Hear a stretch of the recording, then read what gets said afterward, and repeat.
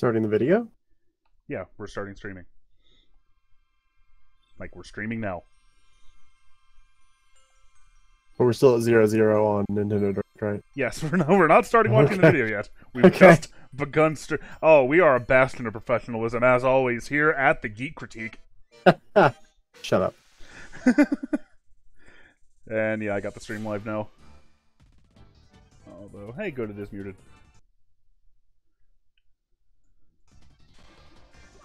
Alright. Welcome, welcome. We are going to get started talking about E3 here in just a minute. For the few of you that are here right now, I'll go ahead and introduce myself. I am Josh Wallen, and I am the Geek Critique. Except, long, long ago, there was another person who was also the Geek Critique, and he's here today. Hello, I am Kalen, and I was the Geek Critique. Somebody says, you're playing the new Smash? Yep, this is the new Smash Brothers. I mean, I see they had to make a couple of concessions to get it on the Nintendo Switch. A couple of graphical downgrades, but overall I think it looks really good, and I'm super hyped to play it.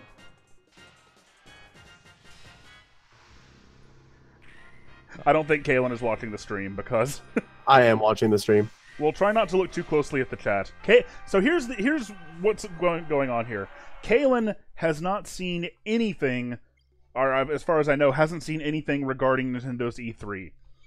Because he slept right through it. So what we're going to be doing here is actually running through the whole, like, conference again, and then sort of doing, like we'll hear his live reactions, and I'm sure I'll also talk over all of it, because I'm good at that. Good job, Lennon. Good spelling.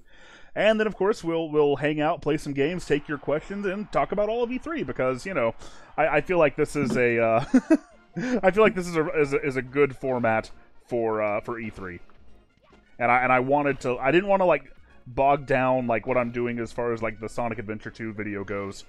I didn't want to, like, distract from that. But doing a live stream for E3 sounds like a good thing. Wouldn't you agree, Kalen? Yes, yes, yes. And this is kind of interesting, because this is, like, nobody, except Lennon maybe, watched these. But before the Geek Critique was ever a YouTube channel, it was a podcast for a brief window of time. Back in 2013. And Kalen and I were the original hosts of the Geek Critique podcast, and I think we're going to be doing something pretty similar here today. We once had, like, a 4-hour episode that we had to split into 2 episodes, all about what we wanted in Smash 4. And I bet that would be a good one to go back and listen to. Unfortunately, they're off the internet, so nobody can. Ha. So, I think that... Don't spoil shit! Yeah. But I think we're good. I think we're probably ready to go here. Kalen, are you ready? Yeah. Alright, I'm gonna get out of Super Smash Bros. 64 here. We're gonna have to, like, basically just sync up the stream ourselves. Didn't you do Let's Plays? Yeah, okay, so it goes... First the Geek Critique was a newspaper column, then it was a podcast, then we did Let's Plays, and then it finally evolved into the form it takes now. And yeah, Kovar, we do still have the files. But okay, Kalen, are you ready? You're at 000 on Nintendo Direct E3 2018. Yep. Alright, so I'm gonna 3, 2, 1, go. And I'll Okay. Alright. 3, 2, 1, go. 3, 4, 5. Way too loud. That ought to be good. Mine was really loud, too. 13, 14, 15. 15. Cool. Yep. Now, I joked on Twitter when this game was first revealed that this looks like an episode, like this Sega arcade game that was only released in Japan, but the anime Sega Hard Girls did an episode about it. Like, it really looks a lot like that. This looks like Gundam. Yeah. Or like, kind of like Virtua On.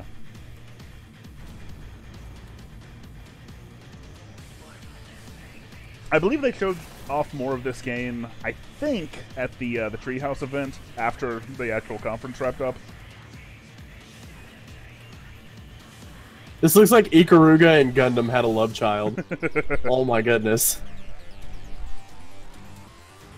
There's a lot going on. I feel like seizure warning would have been a good idea. Does I want to check with the chat. Like, are the audio levels good? Can you hear both of us, and can you hear the video itself? But yeah, what's kind of cool about this E3 for Nintendo is that this is the first one where they've like focused exclusively on the Switch. And I mean, I know that's sad for the 3DS, for people who still just have a 3DS. But, you know, the 3DS had a very long and very, very solid life. And I feel like it behooves Nintendo now to, I mean, the fact that their handheld and their console are one and the same is really going to help their development teams. Alright. I feel like I learned nothing. You didn't watch the Death Stranding trailer yesterday. If you want to feel like that.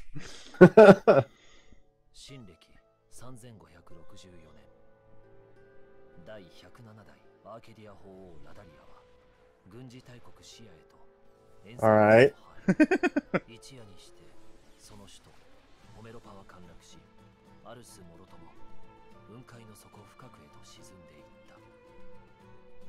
Somebody's saying about the last game, they should have explained it a little more because they were confused.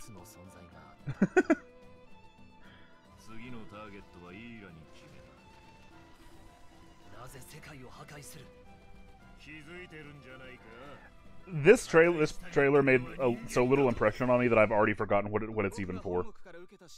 I think it's a new Xenoblade game. I think, now that I'm seeing it again.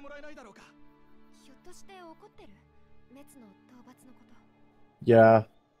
Yeah, that's totally Xenoblade.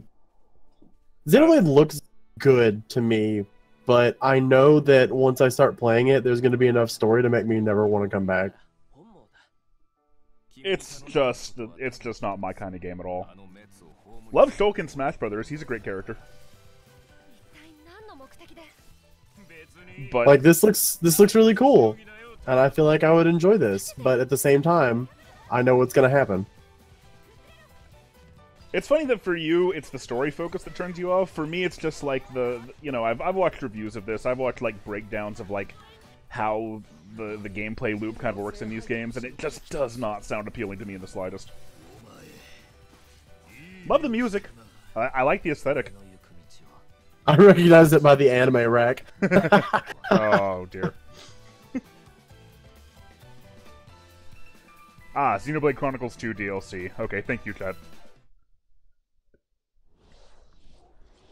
When we launched Nintendo Switch, our vision now Reggie is here. The best part has happened. Anywhere.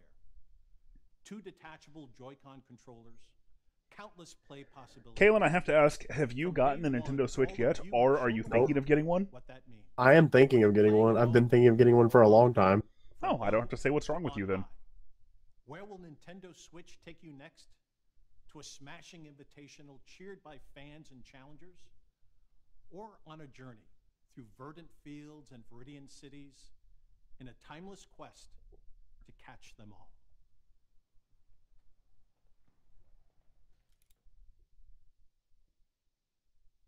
Now, how do you feel about this? We showed you Pokemon Let's Go Pikachu and Pokemon Let's Go Eevee. These 2 games are...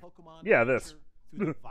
I guess it's cool that it links up with Pokemon Go. But... Oh, there's been a lot of controversy about that. There's people who are really, really mad that they're even incorporating this dumb mobile smartphone game into it.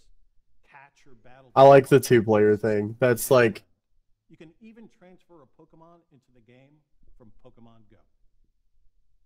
It's gonna be real overpowered when a Mewtwo comes over. You can use it like a Joy-Con controller. You're level 1. Why do you have a Mewtwo? And Let's Go Eevee. Or play the entire game with it alone. You can put a Pokemon into the Pokeball Plus, then bring it with you. Nah, dude, just having co-op is going to make this amazing. Sounds like there's already one inside. Oh, yeah. It's the mythical Pokemon Mew. Mew comes exclusive with every Pokeball Plus and can join you on your journey through the game. Pokemon Let's Go Pikachu. Now, I'm just going to do the glitch where you fly away from a trainer battle, go fight a specific trainer with a Slowpoke, and then go back to that route west of Lavender Town. I'm not going to buy the Pokeball Plus. I know how to get a Mew. But it'd be such a cool little thing to have, and you definitely wouldn't be made fun of everywhere. Now, let's check check out something else we can't wait to show you. Okay, you ready for this? Nope. All right. What do you think this is, Kaylin? Do you have a guess? All or nothing. Nope. Oh, great. Time to lose all my stars. I like how that is that's the one memory of we played quite a bit of Mario Party, but that's the one memory that we both have of it. We need to have like some angles. Now that was kind of interesting to me. Like you can link up with 2 players on each Switch. Like, does everybody have their own individual screen? It looks like.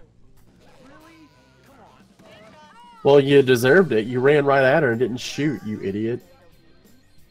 Really? Come on. You knew that was happening. I asked Chad and Heil from off of DK Vine if they were contacted by the Fake Paid Actors Guild to be in this commercial. Oh, wow. We should do one more. Rematch. No, legit. I don't know. I'm really happy to see like traditional game boards brought back. Oh, yeah. I feel like having like 2 players on each Switch and being able to like do like have a total of 2 different screens opens up the possibility for some cool like new mini game ideas. Oh, yeah. I think the Switch is a really, really good like system to have Mario Party on. For sure. For sure. Like, I used to love Mario Party. So this will really be a good addition. Oh, and the just what the Joy-Cons can do could open up some good mini game ideas. Oh, yeah. So I'm looking forward to that. Oh, yeah. Is this Skyrim? Skyrim again.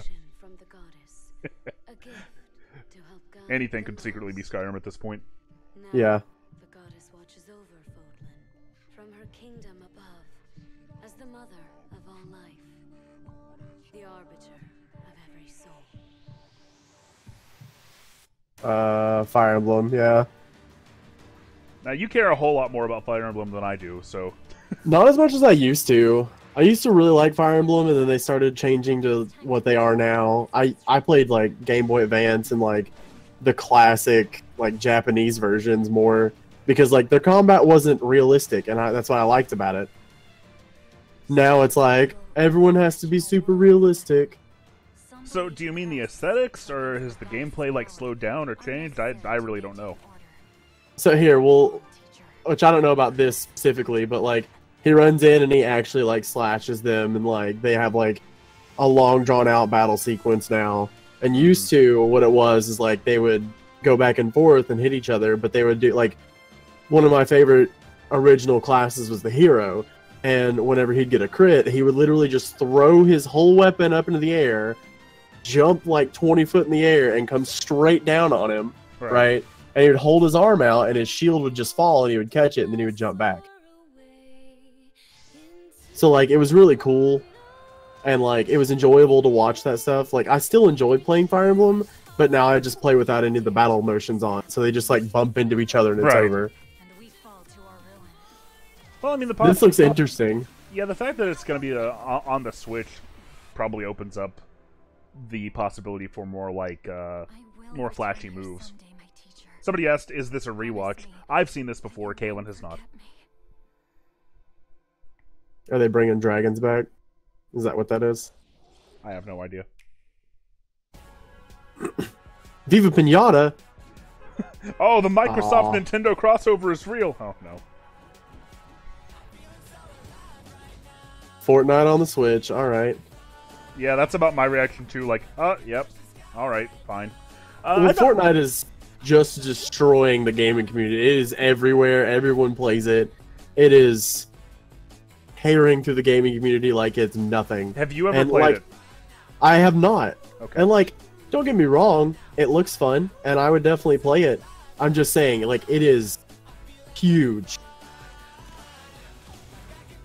Yeah, I'd say even more so than like Minecraft was, and then there was Five Nights at Freddy's, and then last year it was like PlayerUnknown's Battleground. Like, this has really become a big phenomenon.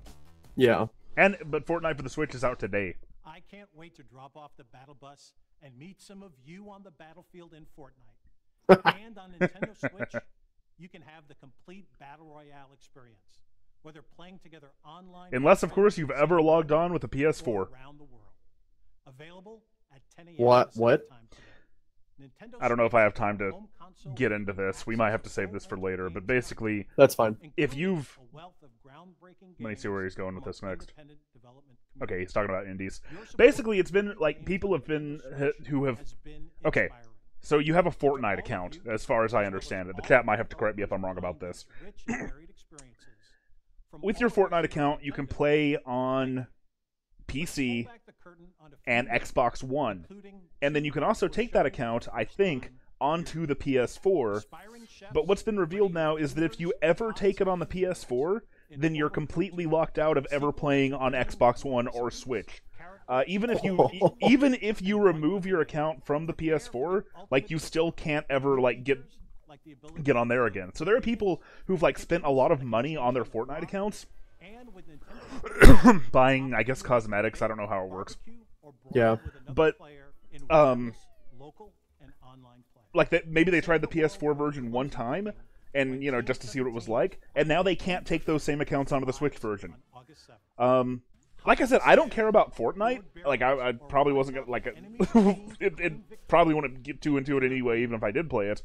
But I care a lot about what kind of a precedent this sets, and I think it's a really, really awful move. Because this is not on Fortnite's developers. This is not on... No, that's on PS4. That's on Sony. There's plenty of multi-platform games right now, like Minecraft and Rocket League, where cross-play is possible across the PC version, the Xbox One version, and the Switch version. And even though those games are on the PS4 as well, you can't cross-play with them. And it's just totally arbitrary. There's no reason you can't, except that Sony doesn't want you to do that. Hey, can you hold on for a second? Yeah, go ahead. Talk about Hollow Knight. I need to go back and finish it. They keep releasing DLC. I've spent, like, over a year now waiting for the Switch version to come out because I figured, like, I'd probably most enjoy playing it on there, so I'm really happy that it's finally coming out. It's so good. No, I know. I'm so excited for you to play. And it's out today. So I played about an hour of it. My girlfriend got it on Steam. Really enjoyed it. Found out it was coming out on Switch, and I was like, okay, I'll wait for that one. Streaming right from the E3 show floor. Hashtag thanks, Sony. Somebody asked if I can make the Nintendo audio louder, and yeah, I can. And I personally cannot wait to watch as intrepid challengers. See if that's better. I just want to make sure that you guys can still hear us too. World Championship and Super Smash Bros. Invitational 2018. The action starts immediately following Nintendo Treehouse. But yeah, we're getting into the Smash Brothers stuff now. So, an important update on a game I know fans have been looking forward to. Octopath Traveler. Right after Octopath Traveler, hell yeah! Exclusively for Nintendo Switch on July. It looks 13th. nice. It does. And you can download a brand new demo for the game from the Nintendo eShop on June 14th. It's the second free demo they've released for it. Let's take another action-packed look at some more experiences coming soon to Nintendo Switch.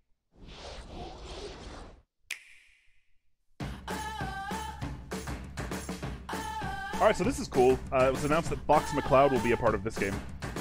This is That's good, because it looks exactly like Star Fox. It's apparently some kind of a Toys to Life game where you build your own ships in, like, real life. Like, they're sort of modular and you can add different things to them, and then, like, bring them into the game somehow. Alright. It sounds interesting, and I mean, I feel like Fox looks like a perfect fit for that. Can we stop with the rabbits? No, that Donkey Kong DLC for Mario and Rabbids, God, the trailer looks so good, the music sounds so good, but I just can't bring myself to care because, like, I don't care about RTS games. Fighter Z! Dragon Ball Fighter Z is coming to the Switch, though. That I'm hyped as hell for.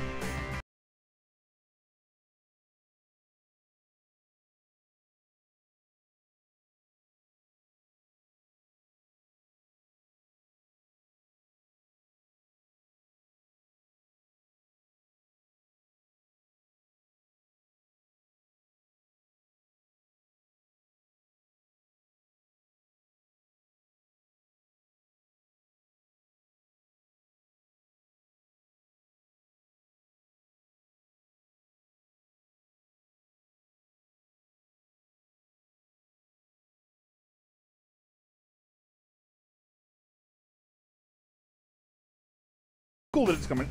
That's cool that it's coming out for the Switch then. I mean, considering that it's unlikely we'll ever get Overwatch on the Switch, especially. Ooh. Ooh.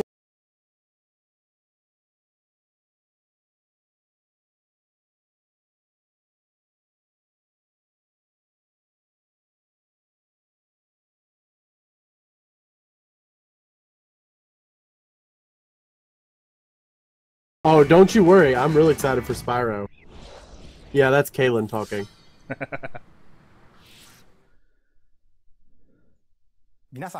Hi everyone, I'm Shinya Takahashi of Nintendo. Hi, Shinya I hope you Takahashi of enjoyed what Nintendo. you've seen. Recently, it's been nice to see people pull their Nintendo Switch systems from their bags to play, even when they have only a little bit of Who free is time. Kaylin, though? Every time I see that, I can't help Oh, but smile. people don't know who you are. At Nintendo, we approach development with the goal of delivering new and unique games to surprise people all over the world, and we're thankful for the many publishing partners also making games for Nintendo Switch. Today, we share just a small portion of what we're currently working on.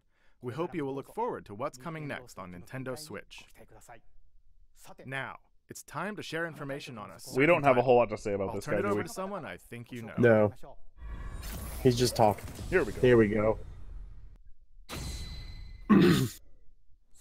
Hi, I'm Masahiro Sakurai from Sora Limited. Today, I'd like to introduce you to the new Super Smash Bros. Game for the Oh, Nintendo it's so good Switch. to see him again. As you may know, Super Smash Bros. Is Oh. an action game about smashing beloved game characters off the screen. Many fighters have appeared in this series. I'm God, sure if that you're was all it. eager to find out who will be joining the roster this time. Rip emotions. Rip all emotions. So we made a video to showcase some fighters appearing in the game. I hope it just The says number Mario and next to each Luigi. fighter signifies the order in which they joined the Super Smash Bros. Series. Oh, man. Mm-hmm. Please take a look.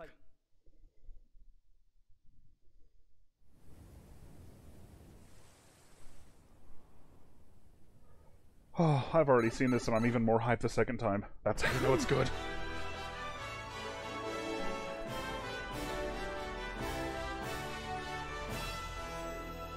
Are they not going to go in order? Come on. Yeah, you know, this art style is, like, I praised Smash 4 for taking it back in a more vibrant direction, and this looks even more so. Really, really digging the art style. Yeah. DK's never looked better in Smash Brothers than he does right here.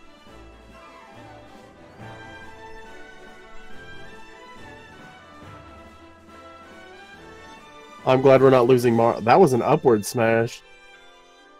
Yeah, I think you can do that in That's Smash interesting. 4. Like, his B... No, it was like an upward B. Yeah, no, I think it can be directed. His shield breaker. I didn't know that. Yep. Then again, I didn't really play Marth much after a little while.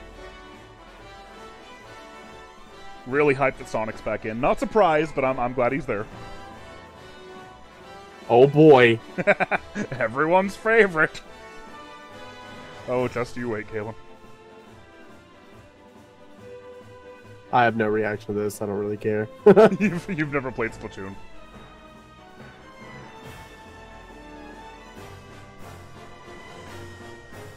Pokemon Trainer's back. So happy to see that. Oh, Ryu gets to stay? Yep. Good.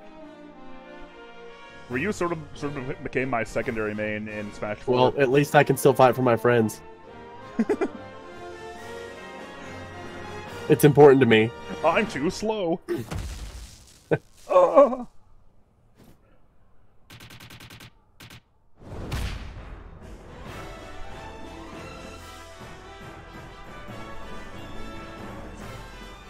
Oh boy.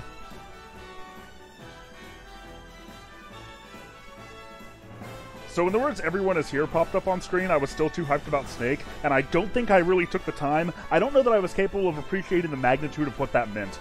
Yeah.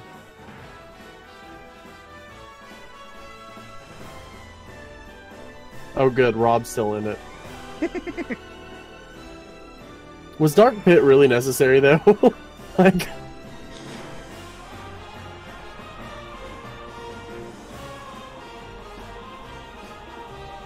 Oh, good.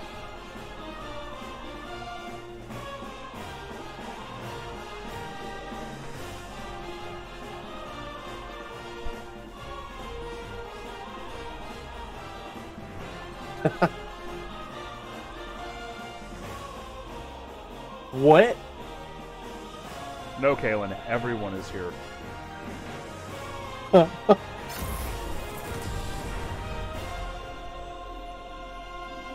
Dr. Mad, I'm more upset that, like, I can't beat Rob. I'm not capable.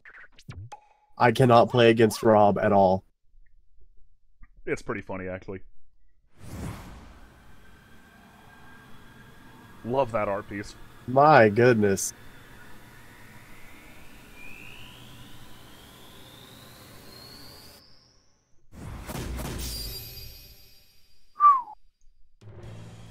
That's right. Every fighter in Super Smash Bros. History is joining the battle. Indeed, absolutely every Super Smash Bros. Fighter ever is in this game, whether they were originally DLC or only appeared once in the past. We believe that's what players want, so we made the impossible possible. Any way you slice it, this one has the most Smash for your buck. Simply put, this is the biggest crossover in gaming history. Once again, worlds will collide. Even so, your starting roster may be as small as the original Nintendo 64 game. I was happy to hear this too. Yeah. We streamlined the conditions for unlocking fighters, and we want to make the process interesting, so it feels like you're constantly recruiting popular characters to your side.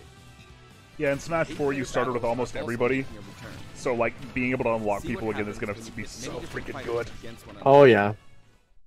And I'm probably going to unlock everyone in one single manic 12-hour play session the day the game comes out. Highlighting how they've changed since their last appearance. Mario's still easy to use, but we did add a little something or someone from his latest adventure. He can also wear his wedding and builder outfits. I'm excited to see how Cappy works.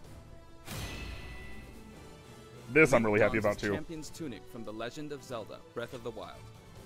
His bombs are now remotely detonated, and his final smash unleashes ancient arrows. He can also wear Link's familiar tunic of the wild. And I feel like that gives more reason. I feel like that gives more reason for young Link to be back too. Yeah. Since they're changing Link so much. You're in serious trouble. You'll like this. Ike's outfit from Fire Emblem Path of Radiance returns, along with his look from Fire Emblem Radiant Dawn. Oh, now you can use both versions for the first time. The two different versions are even voiced a little differently. Prepare yourself. Prepare yourself. Well, that's good. We now have the female version of Pikachu. Nice. With a heart-shaped tail. Did you notice Pikachu Libre is a girl? Fox's design is now based on Star Fox Zero, and his Final Smash has received an overhaul. Good. This time, Final Smashes are straight to the point, so you can get right back to fighting. Pretty sure I'm the only person who liked Star Fox Zero. Valko's Final Smash features an unorthodox ship formation that's more unruly than Fox's. Either way, the Landmaster has been retired. Good. Very good. Landmaster! Wow. In one-on-one fights, Ryu will always face his opponents, just like in his original game appearances. That's so good. It's a small touch that reduces accidental command inputs. Charge moves, like Samus's charge shot, can now power up in midair. Alright. You can cancel with jump or dodge, but you'll be open to attack. Marth's Dancing Blade is faster, and it's easier to unleash one after another. This holds true for Roy and Lucina too. Oh. In addition, Marth is now fully voiced in English. Keep your eyes open. I don't like that. It's weird. Backed by popular demand, veteran fighter Snake is sneaking back into the fray. It's been 10 years since his last appearance in the series, so we can finally make some new dream matches come true. So freaking happy Snake is back. Is back too. Like, more than anyone else, Snake was who I was hoping would come back. And it's been confirmed that he's going to be voiced by David Hayter. Basically a cage fight where he unleashes missiles and a jet hammer. That's awesome. Pichu is also returning from Super Smash Bros. Melee. Its electric shock still damaged itself too, so be careful. I noticed the percent gauge now has a decimal on it. In The Legend of Zelda: Breath of the Wild, love this. Zelda's more into research than fighting, so her design is from The Legend of Zelda: A Link Between Worlds. Zelda is much more elegant and regal than our other fighters, but we made sure you wouldn't underestimate her energetic attacks. Her final smash is a ceiling move called Triforce. Oh my goodness. That's so cool. Yeah, it looks like she's been overhauled quite a bit. Sonic's final smash, Super Sonic, is more souped up than ever. Either you're too slow, or he's lightning fast.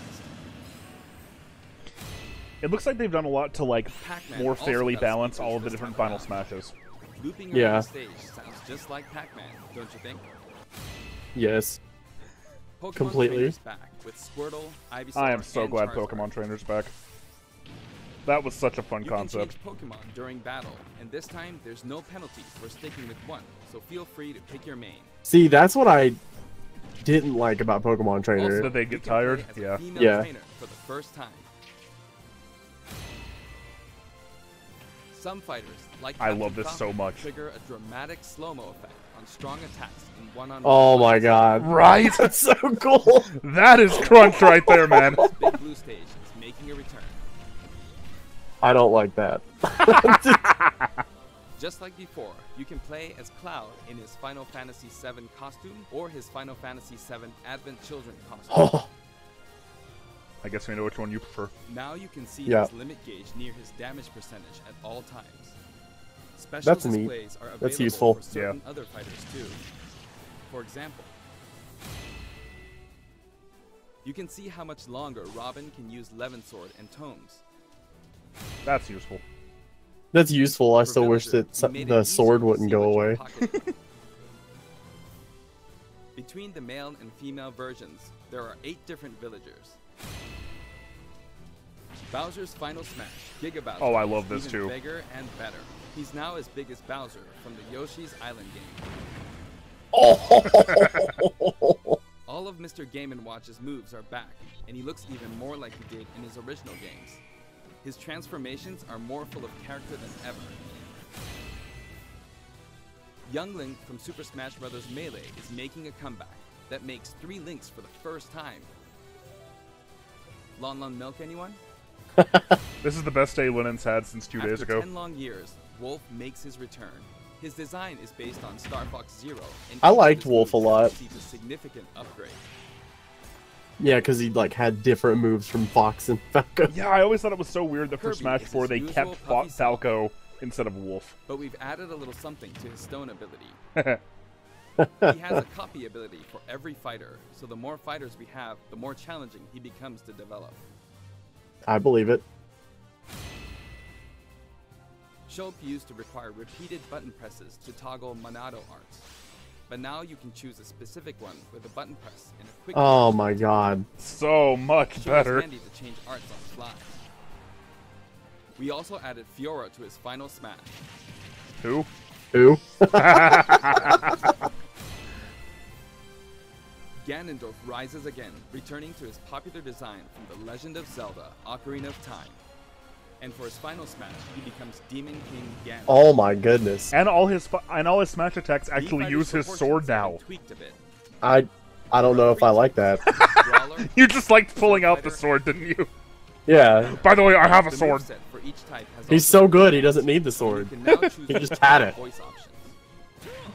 I could be using We're this, but I don't hoping to need get it. This fighter ready for online play.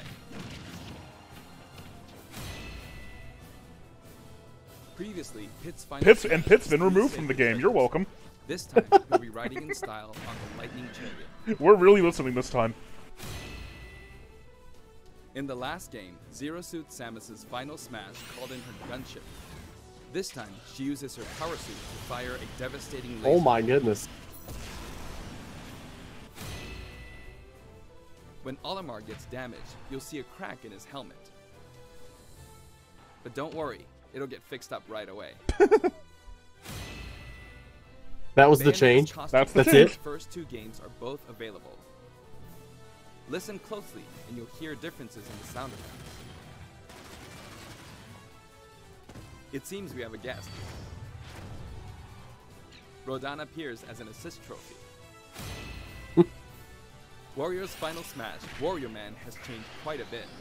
After transforming, That's he no so longer great. uses individual attacks to get the job done. Donkey Kong's final smash is all rapid-fire punches, like Donkey Kong Jungle Beat. He Oh, finally boy. lost the bongos. You'll notice that he and other fighters have expressive new facial animations. So good. That one in the upper right. Max I didn't Final notice Smash that one is last now a time. rush of blows Yeah. from Gigamax. In fact, all Final Smash moves in the game get right to the punch. Ness's new Final Smash calls on Paula and Pooh. Of course, Jeff still shows up as an assist trophy. Likewise, Lucas's Final Smash features Kumatora and Bone. Jesus. That's so much harder to dodge. Still At no first Mother glance, 3, though. Wii Fit Trainer seems the same, but her face has a new look. I wavered a bit in order to change it, but it was a request from the Wii Fit developers. Probably a good thing. We've included all the hazards from both versions of Mega Man Stage from Super Smash Bros. For Wii U and Nintendo 3DS. But can you turn them off? That's the one thing that they And didn't for his mention final that I smash, kind of wanted. Say hello to Proto Man. Hey! Palutena's special attacks have been streamlined this time around. And her down special is now both a counter and a deflector. I'm guessing this means custom movesets from Smash 4 aren't coming back. Rob has a new gauge on his chassis, showing how much fuel he has left for hovering. I guess not. Notice the epsilon symbols next to Lucina and Dark Pit's numbers? Each of these fighters are based on another fighter in the game. We're treating these fighters a little differently, and have decided to call them Echo Fighters. I'm real happy about that. Allow me to introduce a brand new Echo Fighter.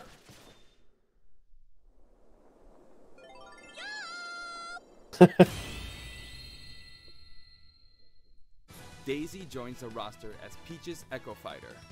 I'm just glad it's not Baby She Daisy. fights in This a is similar fine. manner Yeah. as Peach, but they have different characteristics, which we hope you'll enjoy. Have fun playing as your favorite princesses. All in all, if you add up the changes we're making, there could be tens of thousands. I've I read hope from you're people looking playing forward it, to and they some say like the serious whole matches. game speed is a whole lot faster now than it was in Smash 4. And here's a new fighter.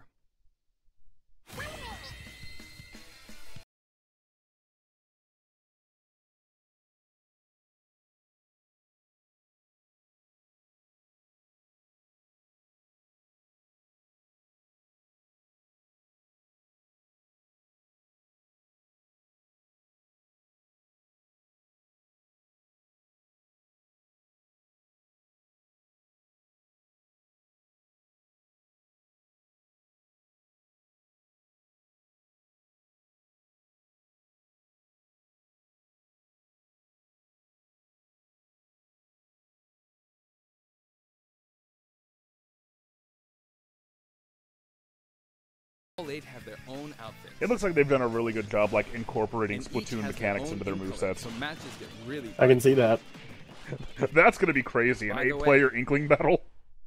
We added in the Squid Sisters as an assist trophy. During their live concert, the camera zooms in for a close-up. That means it's easier to get knocked off the screen.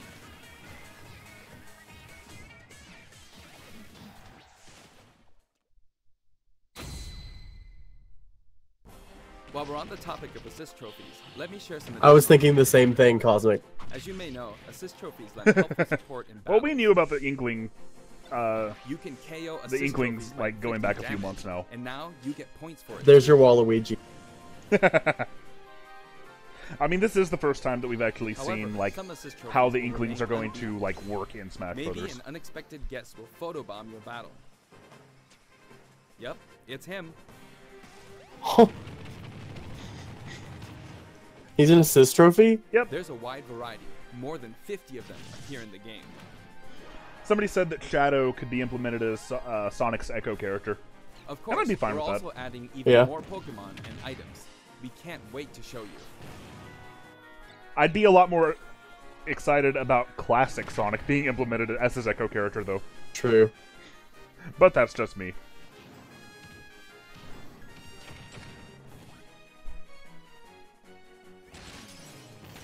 It's gonna be fun learning the difference between those.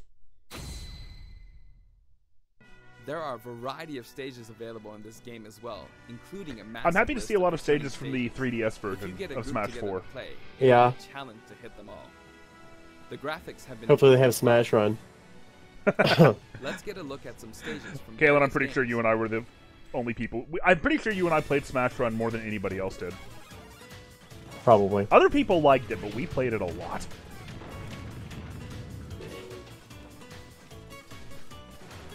I can't remember if they show it here, but they showed in the stage list afterward that Saffron City 64 is coming back. Oh, good.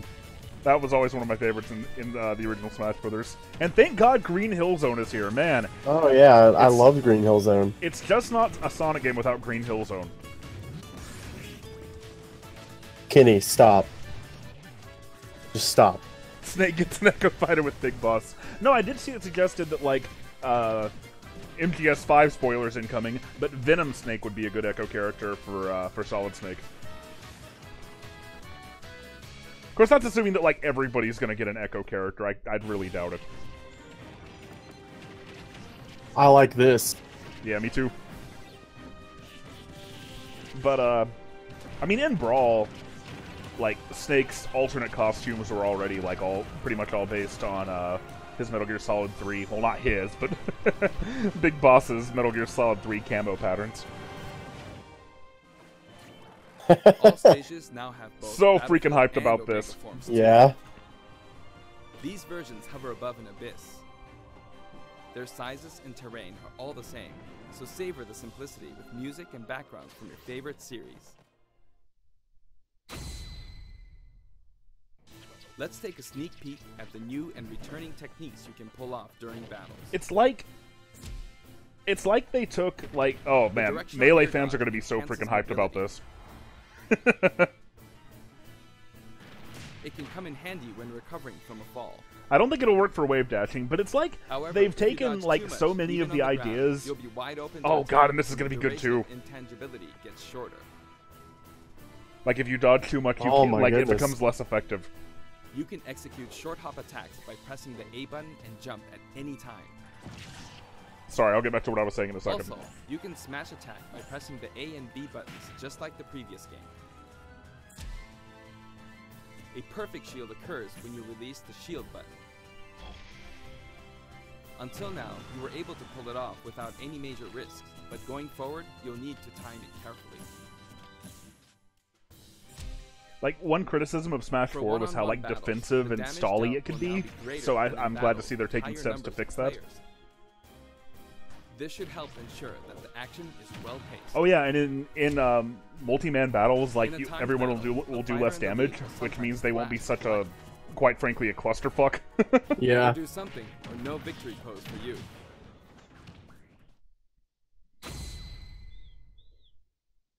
We've got something special for your playing pleasure in Super Smash Bros. Ultimate. Of course. Yep. Now I mean, it's a- they could not do this. Oh, I'm glad it's happening. Nintendo GameCube controllers can be used in Super Smash Bros. Ultimate. I For assume many it'll of you, still be just compatible with isn't the the same same without GameCube Not to adapter from the mention, Wii U version. all Super Smash Bros. Series amiibo figures are And I'm compatible glad to this hear time that as too. well.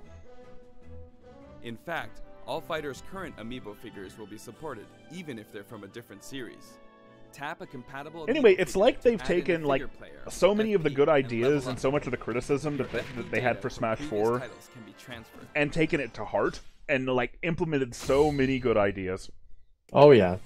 We hope It you're really as seems like a excited game as where, we are. like, the Our developers have staff done a good will job continue listening working hard until the to game what the majority releases. of fans are We saying and what really people are appreciate clamoring your for. support. We've made including every single fighter ever our #1 goal, so I'm kind of hoping you aren't expecting too many new challengers. However, we do have one more announcement. Please take a look. And this is kind of the ultimate example of that, no pun intended.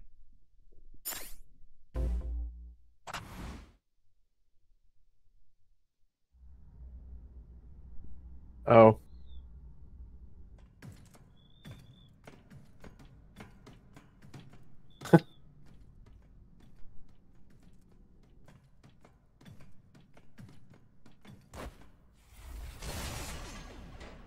Mega Man fucking died. Gone. Cappy's still alive, though.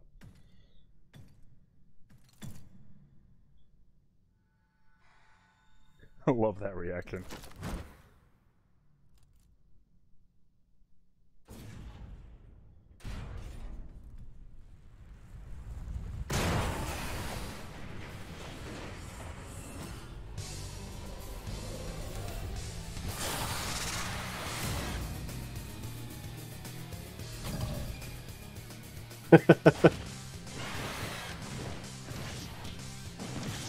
Well, that'll be interesting.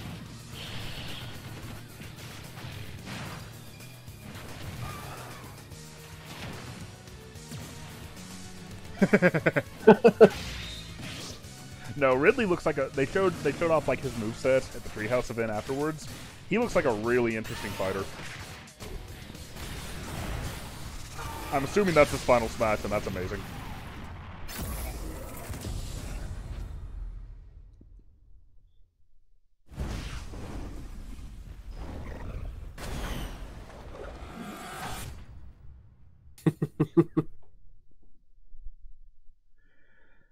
Well, what did you want Ridley to be? Like, the entire stage?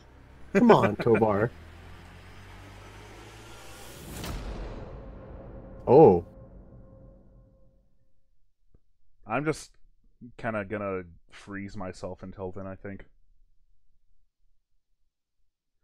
So yeah, that was the entire Nintendo Direct. What did you think, Galen? It's really good. I enjoyed that. I'm gonna have to look into getting a Switch. I'm gonna have to. There is no option anymore. Yeah. Let's see. I think going back to Smash 64 will be appropriate. I don't think we're done, Game Challenger. No, we're not done. We're just done with, like, the commentary part of things. So, like I said, it's like they listened to so much of the criticism from Smash 4. I mean, at least in terms of, like, the gameplay stuff, I'm really excited to hear that, like, defensive stuff and stalling has been made, like, not necessarily less effective, but less spammy. Excited about the character changes. I do wish that Samus's moveset had been changed up a little more. I feel like out of all of these, what we're seeing here, the original 8 Super Smash Bros. Characters, Samus is the one that kind of got left behind in terms of their moveset. Like, this game had a lot of, I guess where characters, like, didn't really... It didn't, like, draw on the move pools that they could have had. Like, if Samus was implemented as a new fighter now, she would not play anything like she does. True. But, regardless, I mean, we got Ridley, you know? The very first thing I said after that, though, was, should have been K. Rool. But no, I'm really hyped. I'm really, obviously, like, look, that game, they could have basically just said, okay, so we're gonna have it's Smash 4, but on the Switch, and also the 3DS stages are in, and I still would have put several hundred hours into it. I would have been happy. They were gonna get me just by making another Smash Brothers game. I'm easy to please when it comes to this series. Oh, yeah. Kirby. I don't want to pay too close attention to this.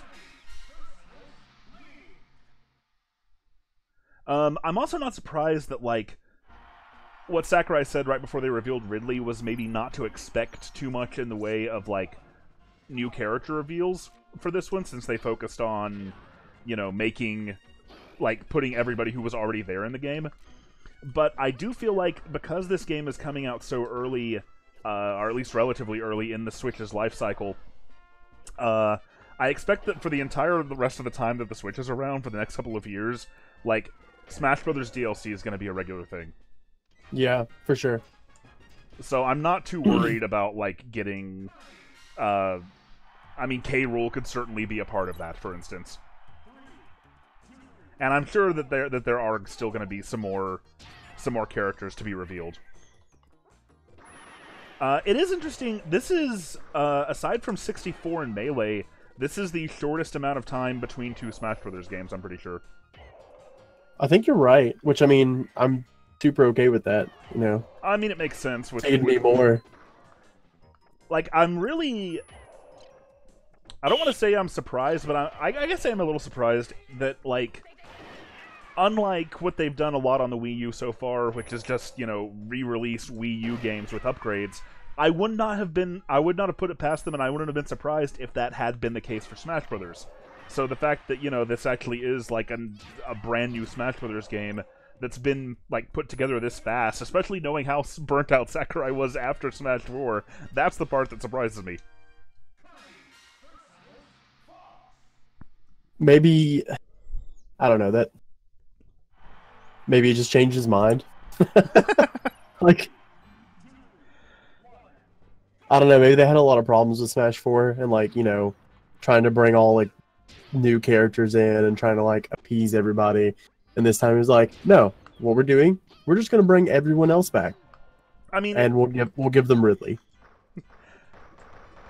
I mean, the danger here, the only thing that would, like, even slightly worry me, and I don't think this is going to be a problem from the way they're talking and from what's been shown, is that this kind of becomes like a Mortal Kombat Armageddon type situation. Does that make sense to you, Kalen? Nope. Do you remember Mortal Kombat Armageddon? Yes. Mortal Kombat Armageddon was like the sort of apex of the style that started with the Deadly Alliance back in the PS2, GameCube, Xbox era. And it incorporated, like, almost, probably just every character who had ever been in Mortal Kombat games. But the problem was, like, having that many characters made them impossible to balance, and they all felt kind of samey, and there was only, like, one extremely stupid, like, create-your-own fatality system, so I don't think that would happen with Smash Brothers, but it's something that, like, I think the development team definitely needs to be wary about. Indeed. I also feel like this is another game, at least from everything we've been shown about it so far, that's kind of cut from the same cloth as Smash 4. And what I mean by that is, you know, I called my Smash 4 video, like, catering to the core losing the character, in that, like, they said absolutely nothing about extra modes or single-player content or any sort of a story mode. And, like, look, that's not something that particularly... Like, I would love to see, like, a return of a Melee-style adventure mode that's upgraded. But, like, yeah, this definitely feels like a game that's catering to the very gameplay-focused, like, competitive side of Smash Brothers. And there's, you know, like there's nothing wrong with that. I'm just saying I know that a lot of people were disappointed by Smash 4 because of that. Because, like, you know, some people really love the Subspace Emissary. Some people really love, like, the opportunity. Like, if you're gonna have all these, like, famous video game franchises crossing over, it does seem like a bit of a waste to just not do anything with, like, the character interactions. And I get that. So I think that it's very much cut from that same cloth, and it seems like it's focused on that same sort of thing, very much a gameplay and competitive focused approach to Smash Brothers. Man, I loved the adventure mode. I wish that they would bring that back. What was it called? Adventure. No, like You mean Brawl's Adventure mode? Yeah. Yeah, Brawl's Adventure mode was Subspace Emissary. Subspace Emissary. But I mean, you and I loved Smash Run, and that was, you know, the most like Subspace Emissary. I actually, ultimately, I think I like Melee's Adventure Mode, or at least the approach to it, better than I like Subspace Emissary, and that's because, as fun as Subspace Emissary was one time, like, I've never wanted to go back and play it again. I mean, you know, you were there. The night that Brawl released, we played through that in one big marathon session, and then I just never touched it again. Yeah. So I can see why they're hesitant to put a whole lot of development resources into a story mode, and I said the same sort of thing when Smash 4 was revealed. But I do wish that there was, like, sort of a repeating adventure mode that you could take each character through, like there was in Melee. And maybe certain aspects of it... Oh, giant Donkey Kong, right? Maybe certain aspects of it could change, depending on who you're playing as. Like, maybe different, like, your character might team up with other different characters. There could be, like, little in-engine story scenes. It doesn't need to be anything as, like, complicated or as like time-consuming as I'm sure Subspace Emissary's cutscenes were, but having something like that would really appeal to me. And I think it would also just like satisfy the people who aren't interested in Smash Brothers like on its own terms. Like there are people who like come to Smash Brothers primarily because they love these characters. And don't get me wrong, I obviously love these characters, but like I would still enjoy Smash Brothers if it was just an entirely original cast. Like I like the gameplay enough to do that, and I like fighting games in general enough to do that. But beyond that, like I do think that Ultimate seems like it's trying in some ways to... Oh god. Oh crap. Sorry. I feel like Ultimate seems like it's trying in some ways to satisfy that that wide berth of what the Smash Brothers fandom is looking for. I don't think it's going to be able to, like, much like with like the Sonic fandom trying to like satisfy what everybody wants out of that, I don't think it's going to be able to do that for everybody, and I just failed, but that's okay. Much like I failed. But I do think it looks like, especially with the fact that they are implementing every single character, that they are maybe hopefully making more of an effort than they did in Smash 4. Smash 4, I love it. It's still my favorite Smash Brothers game that's come out so far. But it did certainly have to have some concessions made in order to have parity with both the Wii U and 3DS versions in terms of gameplay. Like, that's why the Ice Climbers were gone. Yeah. I really hope that Snake's codec conversation calls are still in. Like, I know that would be that might be pretty expensive getting all those voice actors back in to record dialogue for all those characters, but man. Yeah. Smash 4 had something similar with Pit and Palutena talking, but I don't I don't care about those characters nearly as much as Sakurai does. I don't think most people do either. Anyway, Kalen, I've been babbling for a while. You tend to do that. I do.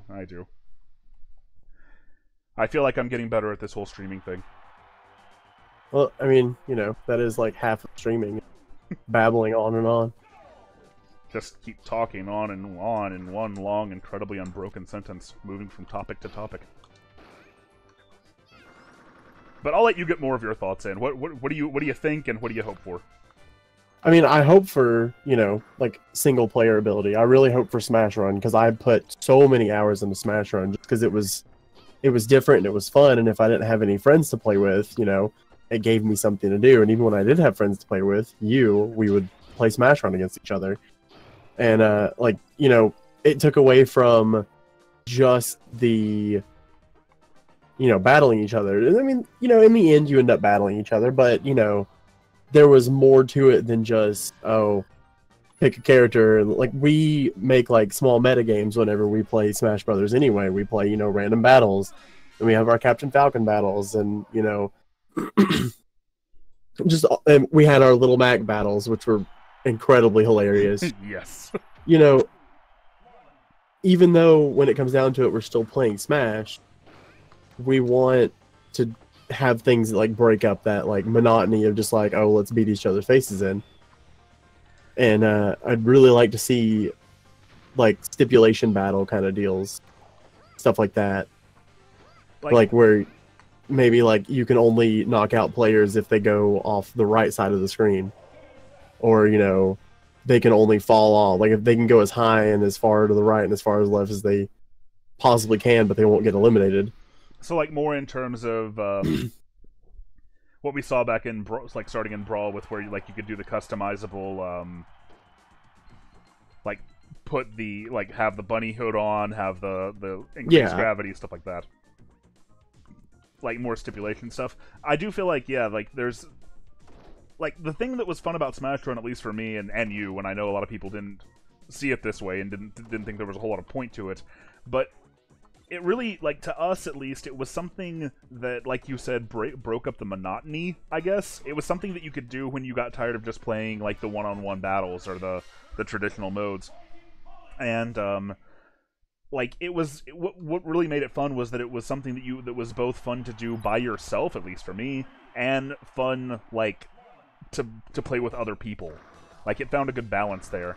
And to go back to like a hypothetical melee style adventure mode, like obviously I would want that to be multiplayer. Like it'd be great if you and a friend could take on that together. And of course I would expect that. Like I don't think it'd be like it was in Melee and just be a single player thing. But I also feel like there is definitely a lot of, like, untapped potential, I guess, in Smash Run. And if you don't know what we're talking about, if you don't remember or whatever, or you never had the 3DS version, Smash Run was exclusive to the 3DS Bye, version. Lennon. Say hello to Torin for us. Smash Run was exclusive to the 3DS version, and basically you would run around this big, like, open-world map, fighting like drone enemies, like the Kremlin crew from Donkey Kong Country, like different Pokemon would appear, and every time you defeated enemies, like they would drop these like stat boosting items. So everybody would do that on this big open map for 5 minutes, and then you'd compete in some sort of a challenge, and it might be, I mean, it was randomized. So it might be like a race, it might be like a jumping challenge, or it might be a battle with like different stipulations. And I mean, some of those stipulations were unique to this mode. And yeah, I feel we both really enjoyed that, and I think there's still a lot of potential there. But obviously, what really needs to come back is Smash Tour mode from the Wii U version, right, Kalen? What? Smash Tour mode. Remember the board game thing? No. I repress bad memories.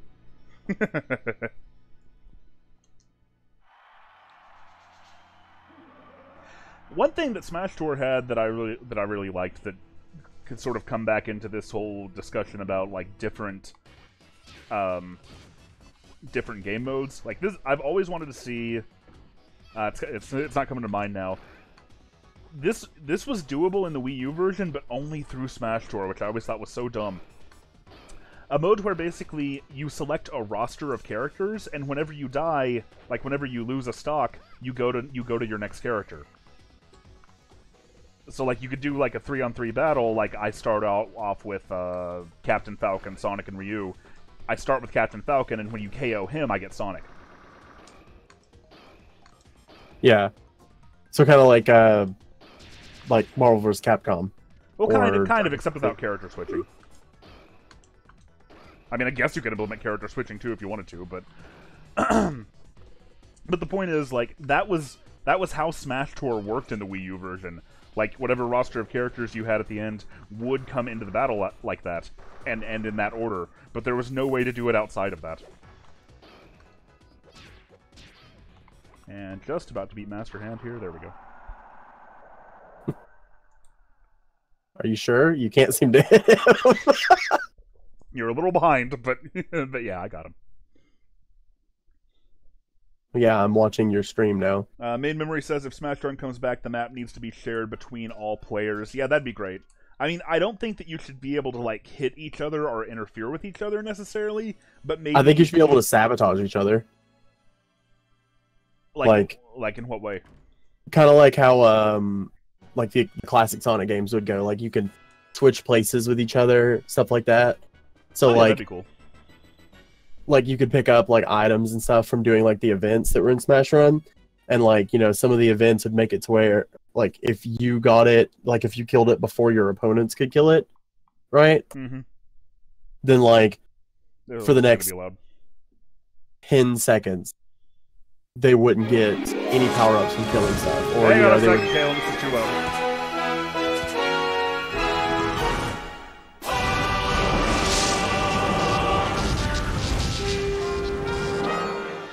You good? Yeah, it should be good now. Sorry about that. But anytime you, like, killed, like, that boss that you were supposed to be, you know, going for, like, the event you were supposed to be going for, it would, like, make it to where any monsters that they killed wouldn't drop any power-ups for a minute, or, you know, or not, like, a minute, but for, like, you know, 10 seconds or something like that. So, like, if they were just about to kill stuff, or they had a big pack they were taking out, then they just wouldn't get anything for it. Or like make it to where if you beat the event before your opponents, then like a whole bunch of chests would appear and a spawn on the map for you only. But like, there'd be multiple events going on, so maybe you could like sabotage the other players and stuff like that. Just to make it to where if you actually participated instead of just like doing the farming thing that you and I would constantly do, then it would make it to where it would make more of a competition towards the end. Well, we spent a long time talking about Smash Run, which is almost certainly not actually going to come back. Somebody said Ridley has been trying to enter Smash since the Melee intro. Got a question. Which third-party newcomer do you think will make Ultimate? That's distinct from which one would we like to see make Ultimate, so what do you think? Who... Apparently, I think Dr. Mad said this. The website right now, and by the way, on the new Smash Brothers website, like it lists every single character and has like pictures and even like a video of them that shows off a lot of their new Final Smashes. Diddy Kong's is especially great because it has a new remix of the bonus song from Donkey Kong Country behind it, so that's pretty great. Foxes showed off that Crystal from off of Star Fox Adventures is going to be an assist trophy, so I know DK Vine will be happy about that. Of course, Star Fox is an integral part of the Donkey Kong universe, and that's going to confuse everybody. But yeah, so what third-party character, to digress, would you like to see in Smash Bros. Ultimate, or do you think will actually be there? I would like to see... Oh, that's actually kind of difficult. I would like to see another Mega Man character. I don't really care what Mega Man character, but I'd like to see another Mega Man character. I like X, but I feel like Zero would probably be the best option there. I mean, he has a sword, and we know how Sakurai feels about that. Yep. I'd say either Zero or Base. Base was always like that, like fast hitting. Like he had a machine gun basically for a laser. Hey, chat, who should I play in adventure mode? First one to pick it wins. First one I see. Raiden, that's not an option. Oh, they're talking about third-party characters. I'm gonna try to think of something that like doesn't already have third-party representation though. Like, obviously, I'd love to see like classic Sonic and Tails. I've said that before. Like them doing like a duo Ice Climbers type thing would be like perfect, and it'd be really adorable, and it'd be a lot of fun. But in terms of new third-party characters, Kovar says Falco. All right, Falco. Let's see. Ah, the Scout from off of Team Fortress 2. Stop. There you go. What? Oh, the controls are different than they were in Smash 64. Let's just start getting some Overwatch characters in there. Let's just start really decimating the game. I want the guy in the little pot from Getting Over It with Bennett Foddy. Actually, I would like to see the Dragonborn from Skyrim. Josh, it's a Goomba. How did you just get hit by a Goomba? Come on. Oh, the controls are a little weird, actually. I'd like to see Captain Jean-Luc Picard from Star Trek The Next Generation. Alright, this is getting ridiculous. I mean, I've never heard anybody else suggest him. That'd be an excellent crossover with Star Trek Bridge Crew. Promote their new DLC. That'd be great. In all honesty, I don't know. Third-party characters not already there. That's a tough one. We could have what was his name? Gooey from Kirby. A great third-party series, yes. Not third-party, but you know. Oh man. Just imagine what Gooey could do. He could eat, and he could eat. He could also lick, and he could eat. No, in all honesty, like, the new Kirby platformer on the Switch had, as a DLC character, like a combination of Rick, Kine, and Koo, the animal friends from Kirby's Dream Land 2. Like, that might be fun for Smash Brothers, although I also feel... Oh, crap. That was dumb. I also feel like Kirby already has, like... you know, you got Kirby, King Dedede, and Meta Knight. That's pretty good. I don't know that Kirby really needs any more.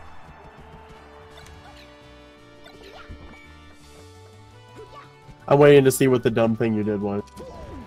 Oh, I see it. That's funny. Yeah, I got the star. Oh god. Okay, so here's the problem I'm running into.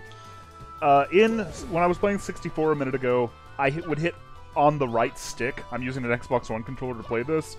I would hit on the right stick in order to jump, and I'm still doing that now that I've switched to melee, but that's not working anymore. Because obviously the controls are set up differently. Kovar points out that the most likely third-party character is probably Shovel Knight. But yeah, ooh, can we have a Hollow Knight? I would kill for Hollow Knight to be in the game. Like, he's got a range attack, he's got a close attack, he's got it. He's a Smash character. In all honesty, if you're speculating, because apparently the website lists 65 characters, but says that there are going to be 66, so people are thinking maybe there's one more unannounced character. I wouldn't be surprised at all if it was Springman from ARMS. Oh, by the way, this stage is confirmed for Smash Bros. Ultimate. Like, it's hidden on the website, but it's there. We saw it. Are you sure we did? Yeah, it said it had new upgraded graphics. No, we saw the other... You were probably still back on the stream. I'm talking about the Donkey Kong stage from the other Donkey Kong stage from Melee. Okay, alright. Yeah.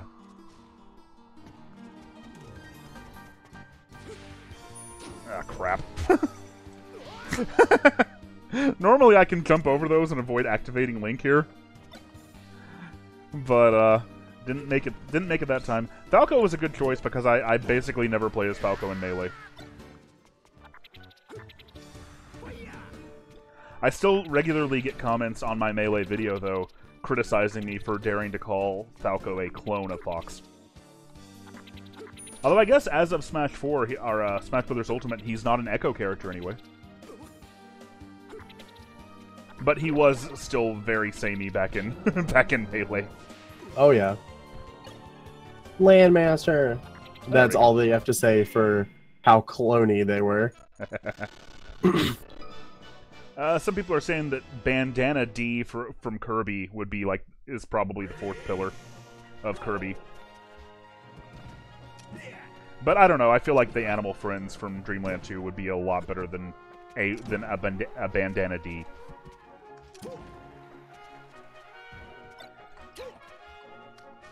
As far as okay, you know what we haven't really talked much about? Ridley. Well, I mean, I didn't really get to see much.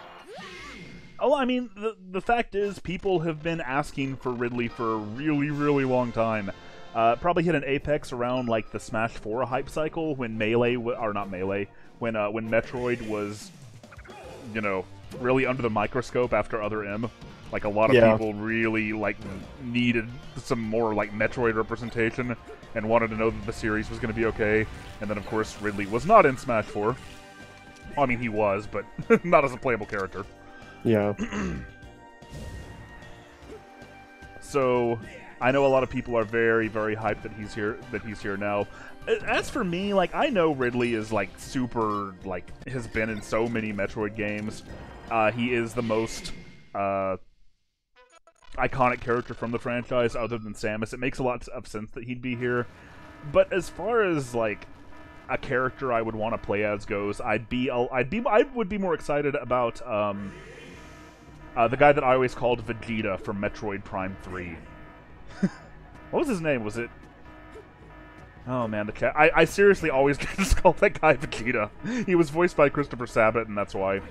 I have no idea. But yeah, I don't even know his name. He was only in that one game, which came out a long time ago. Ridley makes a lot more sense, and I'm not surprised he's in. If just as far as a cool moveset or a character that would make for a good moveset for Smash Brothers, I think he would be pretty cool. I think his name was Rundus. I have no idea. Aaron asks, what about Geno? Kaylin, do you know who Gino is? From Super Mario RPG. yeah, the little hooded guy. That'd be pretty interesting. Well, there was a Gino costume that was added in the DLC of Smash 4. That loading screen always worries me. Why? Because it takes a while, and I think the game's locked up. Oh. I bet somebody is watching this stream who's like a Melee expert who's just going, wow, I remember when I sucked at Melee.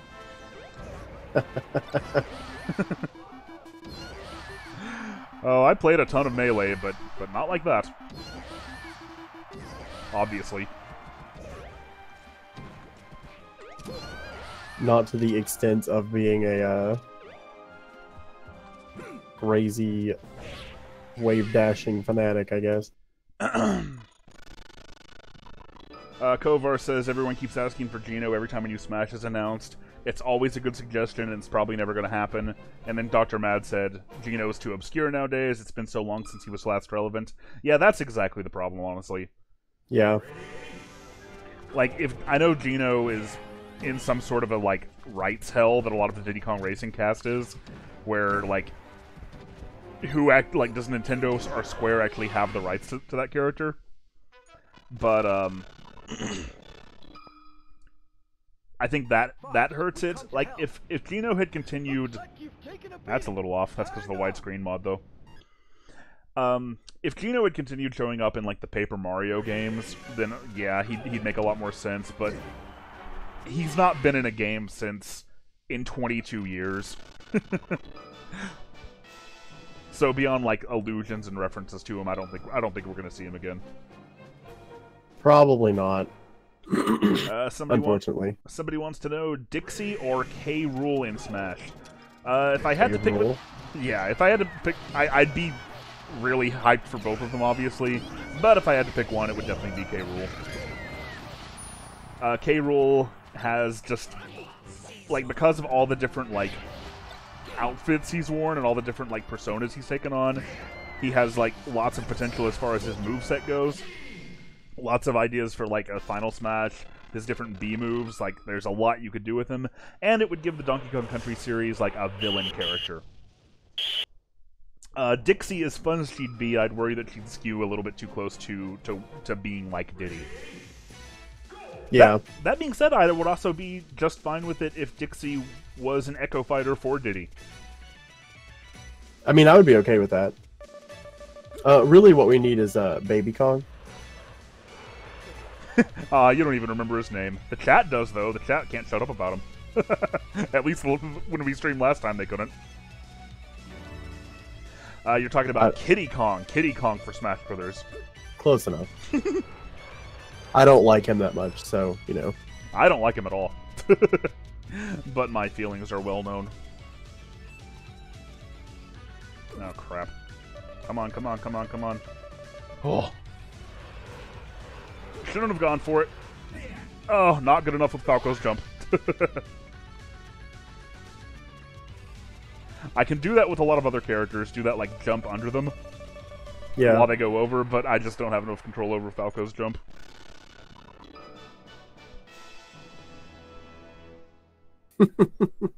I just saw where you messed that up. Yeah. Chat's talking about Amy as a possible, like, Echo character for Sonic. I don't think that's a good idea. Please no. Like, if you're gonna do Amy in Smash Brothers, then she has to use, like, the Pico Pico hammer. It's not gonna happen, but like, Amy is too different from Sonic, I feel like.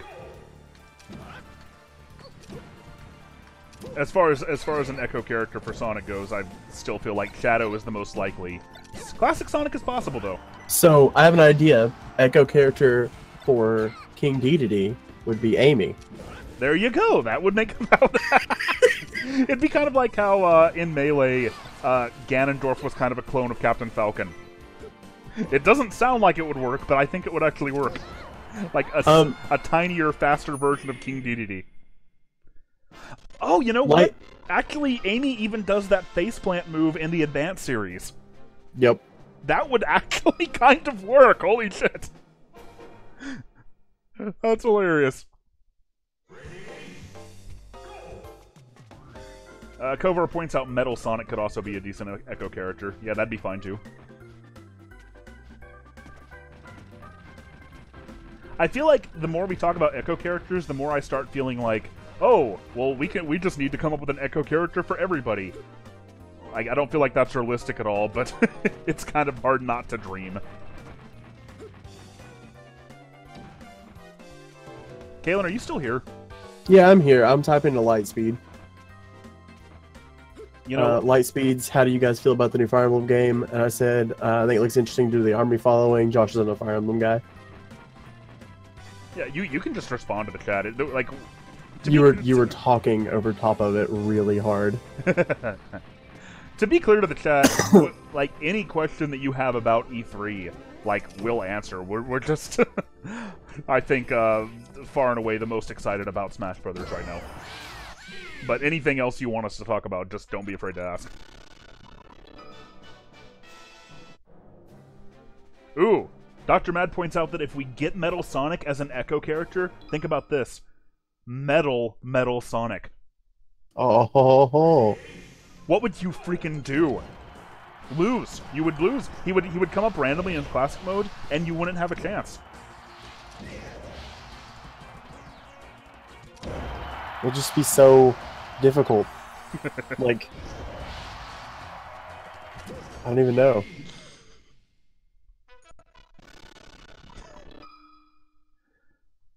Somebody says we need Simon Belmont somehow. You know, that would make a lot of sense. Having some sort of a Castlevania rep. A little surprised that's not happened before. The problem, I guess, with talking about anything other than Nintendo stuff is that I don't think Kalen has seen any of it. I saw the trailer for Sea of Thieves, and that was about it. Well, the chat I saw the trailer for Sea of Thieves, and I saw the trailer for Fallout 76. But I didn't see the newest trailer for Fallout 76. I didn't see the E3 one. I saw the one that happened a couple days before E3. Ew. One Sonic V says, when Metal Sonic gets the Metal Box power-up, he becomes Flesh Sonic. Ew. Wait, Sonic then? What? When did he just become Sonic then? Flesh Sonic. Or would he look more like a human that's also like hedgehog-shaped? Well, based on what the Metal Box does, I assume he would just have like a texture applied over him of like a fleshy texture. Like no detail, just this weird fleshy texture. Ew. And speaking of fetuses, what did you guys think about Death Stranding?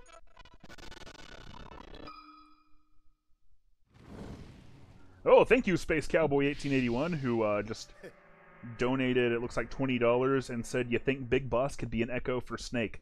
I'd be awfully surprised if... Well, okay, let me be clear. Echo characters, I think they've said, are distinct from original characters in that they are going to have some changes to the way that their movesets are, like, implemented. As far as, like, power goes, like, you can... I guess an example of that would be how Lucina had a different sweet spot on her blade than Marth did. So, I don't honestly see Big Boss being an Echo for Snake in that way. I don't think that he's going to have like a different moveset or different abilities. But I definitely think that like Big Boss's camo outfits and appearance will still be alternate costumes for Snake.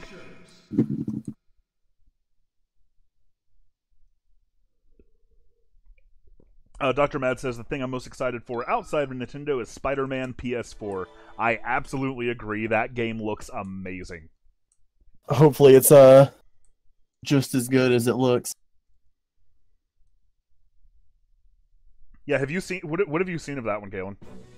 I only saw the trailer that was released like a long time ago. Like, they actually showed a ton of gameplay after E3.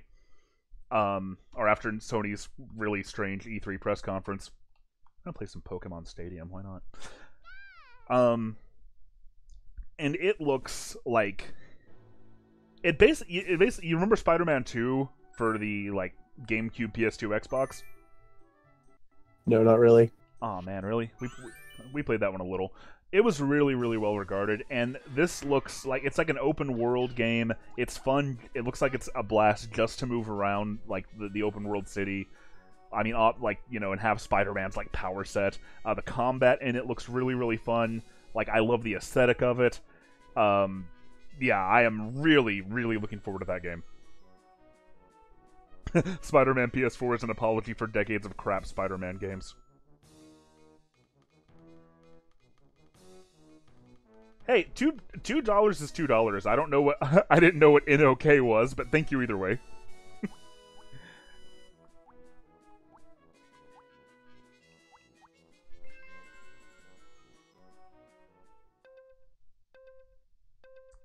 Somebody said that I feel like this E3 was disappointing. Xbox had the best presentation.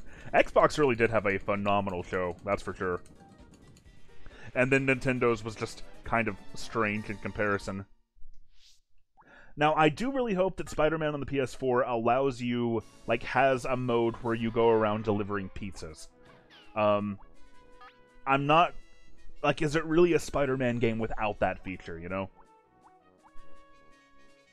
I more or less am wondering if you can still fail the CQC moments and just fall flat on your face and explode you and a civilian. Oh, Spider-Man games have had some great moments, haven't they?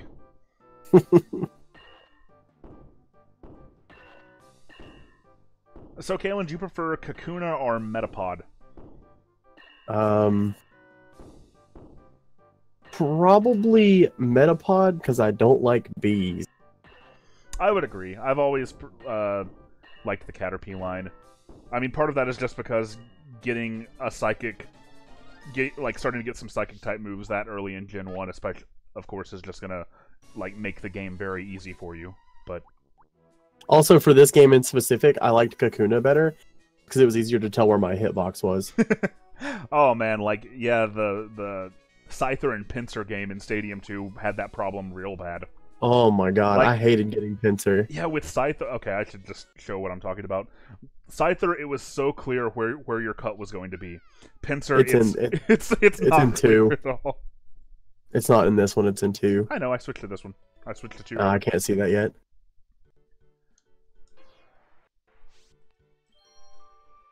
Kalen, I wish you were here just so we could play these mini games together. Like, long after we stopped playing the Pokemon RPGs on the Game Boy, we would still fire up the Pokemon Stadium games just to play these mini games. Somebody asks, what are your thoughts on the rumored Superman game? I didn't know there was a rumored Superman game. Okay, so here's the problem. Like, I'm playing as Pinsir here, you randomly get assigned a Pokemon. As Scyther, for some reason, like, it's just, I guess because of the way his blades are, it's so much clearer where you're going to cut the log when you hit the A button. With Pinsir, it's always been a lot harder to tell.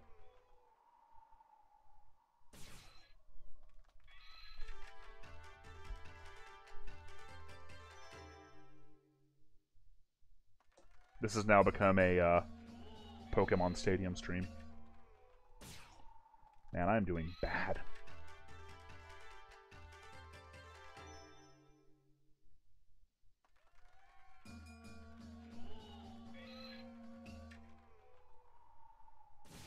There you go.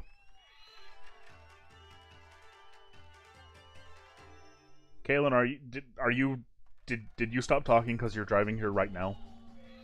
No. Because I said, what?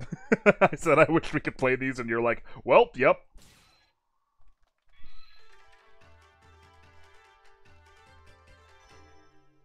I just hated Pinsir so much. You're live streaming? Davi says. Oh god! Seizure time! Sorry about that. I don't know why that happened. I don't know what you're doing yet. Somebody pointed out Crash Bandicoot could be cool. That would be pretty interesting. Trying to imagine, like, how his moveset would work in a Smash Brothers game. I feel like they'd I mean, not that that stopped them before, but I feel like they'd have to come up with some pretty creative things. But I think Crash would definitely be a good fit for it. Like I said, though, whatever the last DLC, or not the last DLC character, whatever this last character is, I don't think it's going to be a third-party character. I think it's going to be like somebody from, like maybe a recent IP that's been released in the past couple of years, like something that would complement Splatoon. That's why I said Springman from ARMS earlier. But I also feel like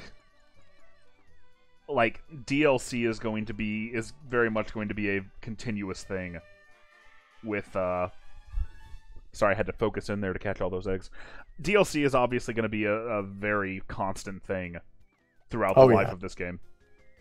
DLC, I think, is just a thing for gaming in general now, because it allows them to get their payday quickly and then release the content that they have been working on for a long time. They get the game playable and then they start releasing content. Mm-hmm. Like the worst and best example of this is Sea of Thieves. Like whenever you first started playing, there was just like a basic game that you could play. It was just the normal do the quests and try to get a pirate legend, right? Mm-hmm. And now they're releasing, like they'll release the Hungering Deep, and they teased for, the next 2 events that are going to happen, and they're going to start actually just having events that, make it fun for you to play. But like they literally released a game that had just a strip of nothing. Yeah, no, Hungering Deep was phenomenal, and it has me really the production values alone and the Sea of Thieves stuff that Microsoft showed off was so freaking good. I'm glad to see that despite some negative reception to Sea of Thieves, Rare's not backing off. They're still very much supporting the game, and they're still continuing to come out with plenty of new stuff for it.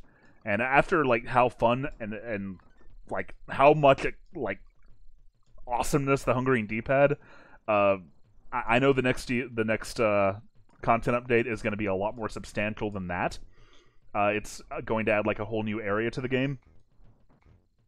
And yeah, I know that most people in the chat probably don't care about Sea of Thieves. We've seen that when we've done polls in the past, but well, to their credit, I feel like Sea of Thieves probably isn't that much fun to watch unless you have entertaining people playing it, which I don't know how entertaining we really are. I don't think I've ever streamed it for the Geek Critique, though. I know Lennon has, but yeah. Somebody said if you could rate the Nintendo press conference on a scale of 1 to 10, what would you rate it? Do you want to take this one first? I would give it a 7. Okay. It was good. It met my expectations, but it wasn't blow my head off great. You know what I'm saying? It was. I enjoy seeing the fact that they're bringing everyone back. I like that they're bringing Ridley into Smash. I like the games that they're releasing, and I like a lot of what they're doing. But I'm not fangirling out right now. You know what I'm saying? I'm not just looking what I can sell to purchase a Switch. You know what I'm saying? It's good, but I don't think it's a 10. I don't think it's a 9. I could probably argue. I could probably argue towards an 8. Okay. But all this stuff still has to settle in. Okay, and I'm gonna say that there's a reason that I don't like numerical scores like that. Because the problem is this. For me, if you ask me to rate the Nintendo press conference on a scale of 1 to 10, I would say a 15. Because unlike Kalen, I am very much fanboying out over this. I still... the magnitude of what they showed off in the Smash Brothers section was, so appealing to me, and it was I still can't really, like wrap my mind around all of it. I can't really like. It's difficult for me to hold all of that stuff that I'm hyped for like in my head at once and just like appreciate it for what it is. But the problem with that is that's all down to like my preferences and how much I enjoy Super Smash Bros. The thing about Nintendo's press conference, and I mean this is something that we haven't that we surprisingly haven't got into yet. If you don't care about Smash Brothers, or even if you do like Smash Brothers all right, but don't really like, you're not like fanatical about it like some people are, there really wasn't a whole lot for you in that Nintendo Direct. Like, I think like well over half of that was taken up by just Smash Brothers, which makes sense. It's a very big game for Nintendo, but like, oh crap, they didn't like. There's a lot of things that Nintendo has announced that just wasn't there at all, that they just didn't talk about. I was so hyped about Smash Brothers that even as much as big of a Metroid fan as I am, it took me like about an hour to realize this. But they didn't talk about Metroid Prime 4 at all, and that really surprises me.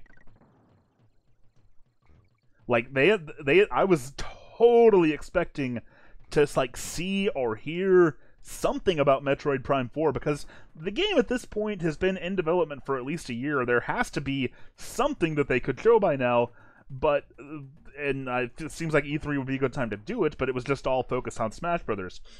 That tells me that, by the way, I'm talking and not paying as much attention to what I'm doing here. Sure, blame it on that. It's definitely not because I suck at video games. No, that's my job. Yeah, that's true. I would expect that indicates that Metroid Prime 4 probably, certainly isn't going to come out this year. It'll come out in 2019 at the earliest. Because if it was going to come out this year, they would have shown something for it. But yeah, like there was like nothing new about like whatever the replacement for the Virtual Console is on the Switch. Nothing about Mother 3, nothing about that Yoshi platformer that they showed off last year. Like the whole event was like based around here's a couple of things, most of which we already knew about. Fire Emblem's getting DLC. You can get Mew when you get the Pokeball accessory, and now here's Smash Brothers. So yeah, while for me it was exactly what I wanted it to be, and I really really enjoyed it, and like.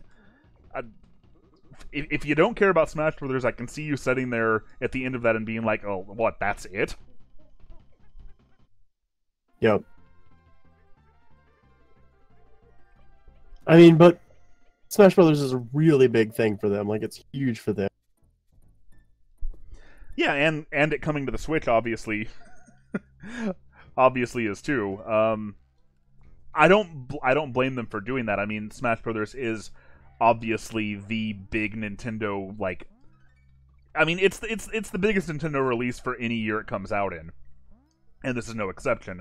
I can just see people wishing for a little bit more about other games, even if they weren't going to be released this year. Yeah, I don't think there would have been anything wrong with giving like an update on Metroid Prime, revealing like at least which developer is actually making Metroid Prime, because we know it's not Retro Studios, but you know, for literally a year now, all we've known is Metroid Prime 4 is coming, it's not Retro Studios, and here's what the logo looks like. And that's it. Have fun speculating. As far as the other press conferences go, because I watched all of the big three,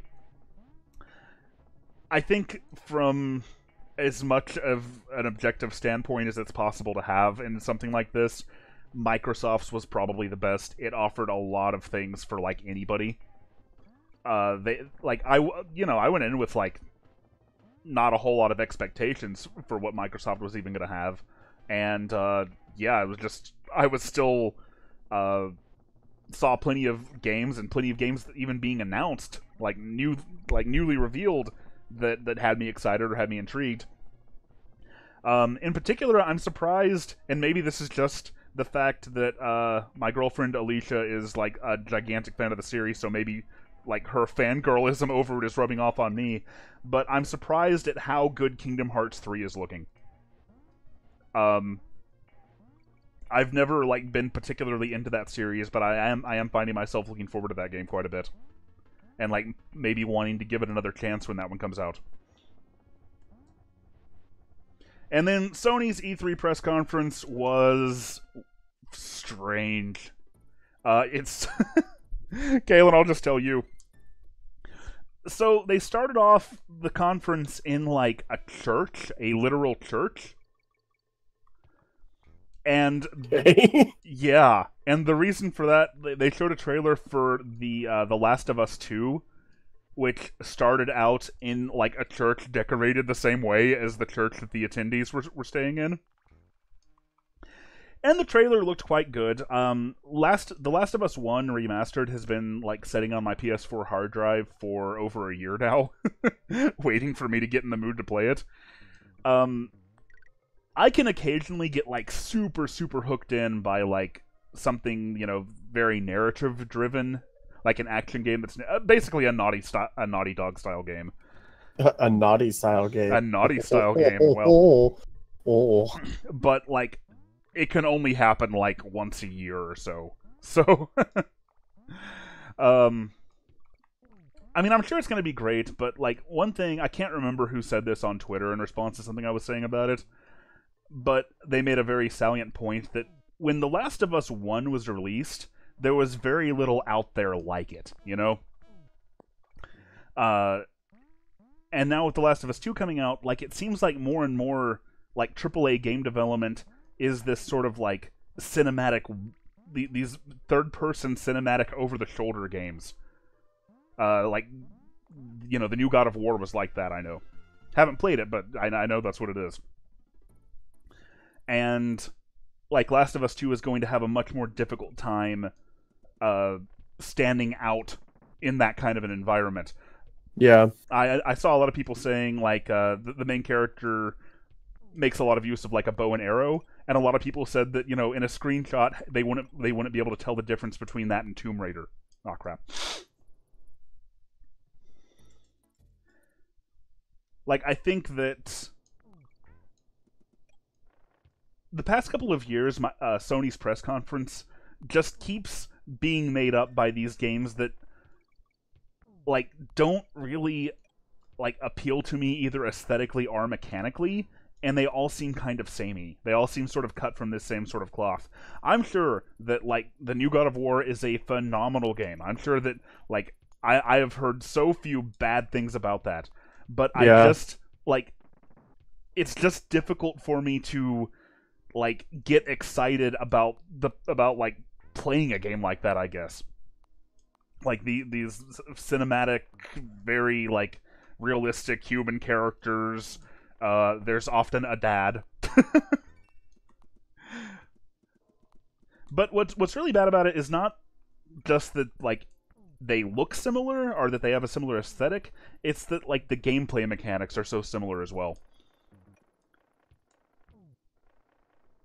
Like, they all kind of seem like they play very similarly to each other, and it's a proven formula. Like, it's something that works, and I get like why it's popular and why developers keep doing it. But it often seems like it's all just sort of iterating around this, like this very samey style. Yeah. And I kind of I hope that over time, like AAA games, and I get why they are so like hesitant to take risks like that, but I would love to see more AAA games like trying to push the genres, whatever genre they're in, forward, trying to do. I mean, like the thing is, anytime you do something like that, people are going to scream gimmick. You know, people are going to say it's gimmicky. Like, I get that, like, if you're putting this much money into developing a game, you want it to be like accessible. You want it to be what people are expecting. But like, it's polished and it's fine. It's just it's a lot like everything else.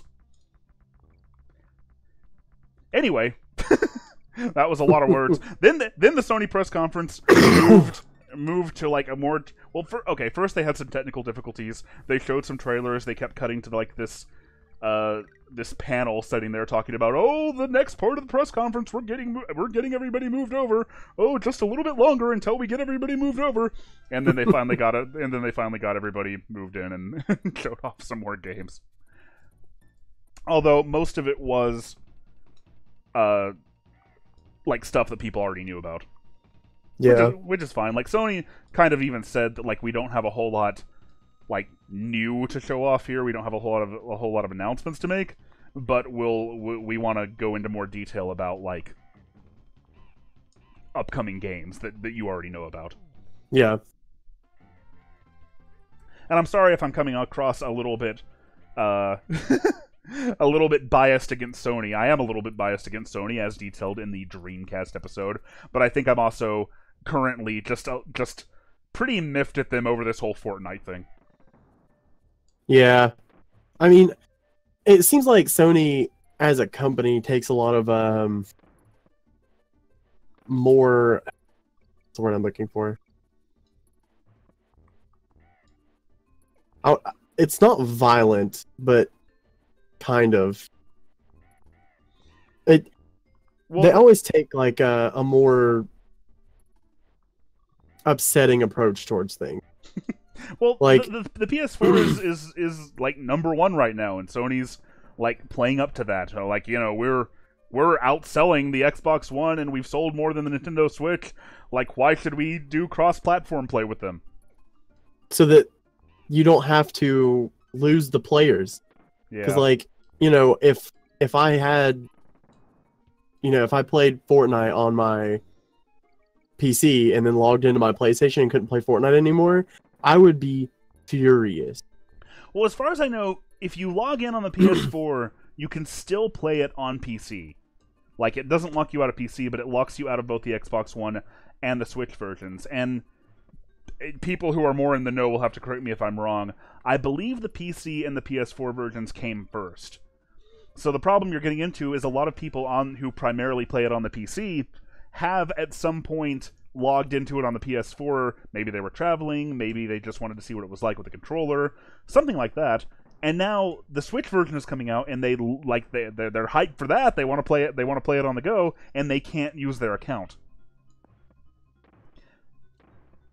Like I said, I'm not a Fortnite player, but the fact that more and more games are doing cross-platform play is a wonderful, wonderful thing for the industry. It's a wonderful thing. Like the health of a multiplayer game is determined by, you know, having a strong, plentiful player base, and doing cross-platform is nothing but a good thing for that. And what's weird is I see a lot of people, like I saw on the PS4 subreddit earlier today, a lot of people who are, you know, kind of primarily PS4 players who are like, no, I totally get restricting, like, fair enough not letting us do cross-platform play. I'm like, no, even, why are you guys so okay with that? There was a, like, I don't know, if anymore in these times, like, if you want to survive and do well, I feel like you have to work together. Because, like, I feel like the gaming industry has gotten really acidic, if you will. It's gotten really, like, you know, if you mess up something in a game, people, like, everyone knows about it. Everyone will get upset about it. You know, it is huge when something, like, goes wrong in a game. So are you like, saying you know, that, like, it's... because this is something that Heil has talked about from DK Vine. Do you feel like it's a problem where, like, every single aspect of a game has to be perfect, or detractors are going to use it as, like, fire to say, like, oh, yeah, no, you guys aren't really having fun with Sea of Thieves? Yeah, that's exactly what I'm saying. Stuff like that, yeah. Because, like, it comes down to, you know, like, again, Sea of Thieves wasn't released with a whole bunch of content, and that, like, that created a giant fissure with people wanting to buy it, and people thinking, like, oh, it's cool, but, you know, all these people are saying bad things about it. Like, in the gaming industry anymore, like, a lot of people will immediately write off a game whenever there's something, you know, like, even remotely wrong with it. Because, you know, we're paying like $60 for it, and that's, you know, a fair amount of money. And so, and like even whenever PUBG came out, whenever they did their actual release, right, and it was only $30, I still refused to pay that, just because I knew, like, yeah, it's a popular game, but like it's built off of another game, and it really isn't technically out of beta, and I knew that. But like they wanted to make their money off of development. So a lot of people that I had talked to had the same opinion. They're like, well, I'm not buying anything that isn't a finished product. And like, that's not something that it seems like it's a pipe dream to have a finished product come out anymore.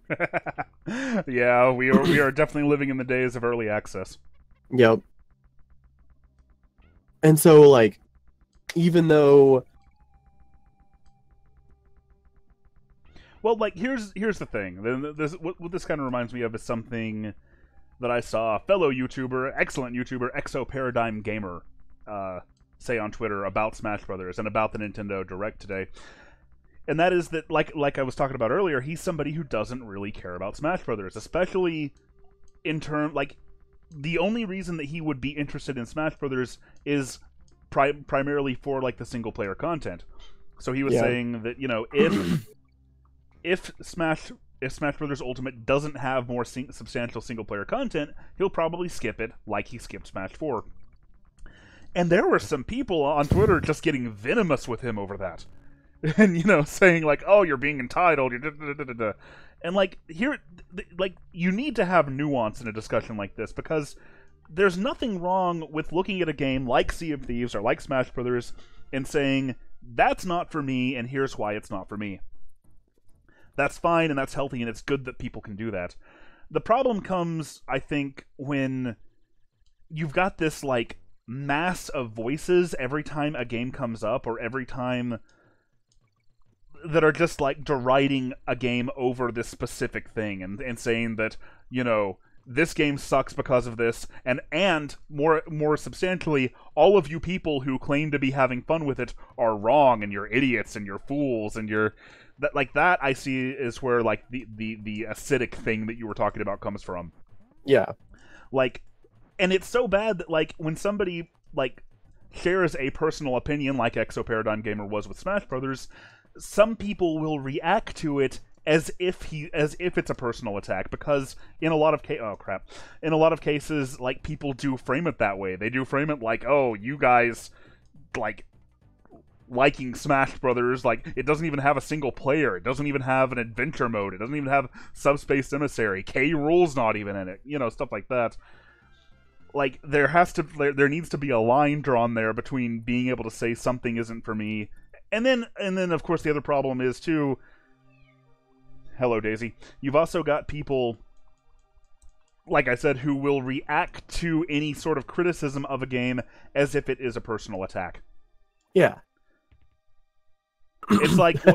Kovar said too many people don't even understand the idea of an opinion.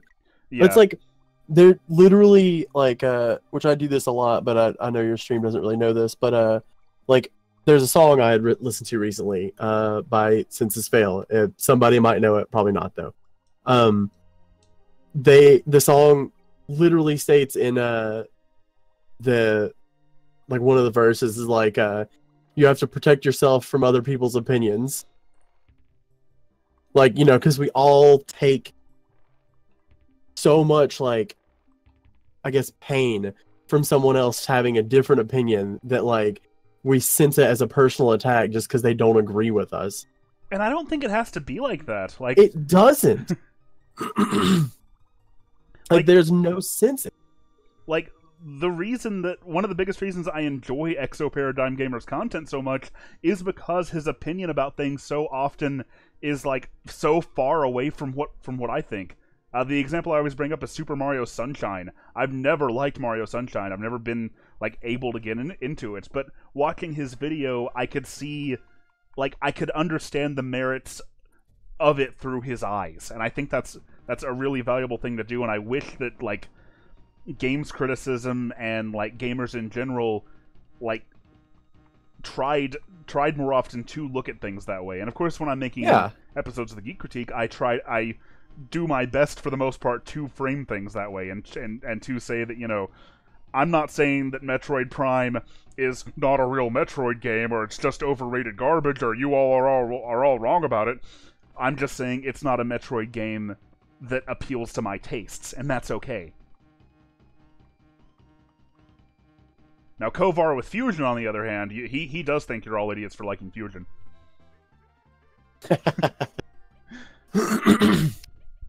But we should probably pay attention to the chat a little bit more. I feel like people have been asking questions there.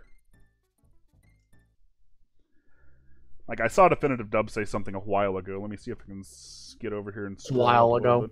A while ago. While Definitive Dubs. I think the thing with Sony is that no matter what they do, no matter what practices they get away with, they got the games. Yeah, and that's kind of and that's something you also often hear about Nintendo. Like, I get that. It's worth putting up with some of these practices, I suppose, in order to, like, get these great exclusive games. I understand that. I'm not deriding anybody for, like, I mean, I have a PS4. I play a lot of games on the PS4. But I just think it's a little weird when people are like, hey, fair enough not letting us do cross-platform play. No, you should want to do cross-platform play. Like, there's... Yeah, that's a good thing. There's literally no reason... There's no technical hurdle that needs to be overcome to make that happen. I can't remember which game it was, but a couple of months ago, something like a server setting got changed, and for like 30 minutes in some online game, PS4 players were being matched with Xbox One and PC players. Like, that's how easy it is. It's not like it's a technical hurdle. I don't get why people are just like, oh yeah, it's fine if I can't do cross-platform. Like, if you don't care because, like, you and all of your friends have a PS4, fair enough, but you can't argue that it would be better for the health of the game. Yeah, like, for me personally, like, I don't think that, you know, FPSs should be teamed up against PC because, you know, people are going to get more upset about that. Like, yeah, I get that part. Yeah, same. But at the same time, like, if you're doing, like, the same servers and stuff, and you should definitely allow, like, Xbox and PS4 players to play together, because then your games are going to fill up faster. Your servers are always going to be full. You're going to have, you know, less wait times. Like for Fortnite especially, you're going to have less wait times, like hoping that you get all those players that you need to start the game. Like, there's no reason not to have cross-platform.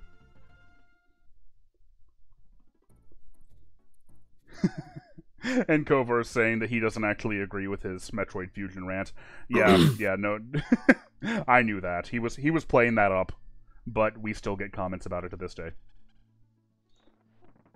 Alas, maybe eventually I'll make a new version of the Fusion video that fixes a few things like that. The funny thing about the Fusion video, honestly, like, I'm happy with how it turned out, aside from the bit at the end, obviously. But I also feel like it's probably the weakest video of that season. And the reason, I mean, even aside from the bit with Kovar at the end, and the reason for that is just because by that point I was really crunching to like get the videos out by a certain time and to get them all done.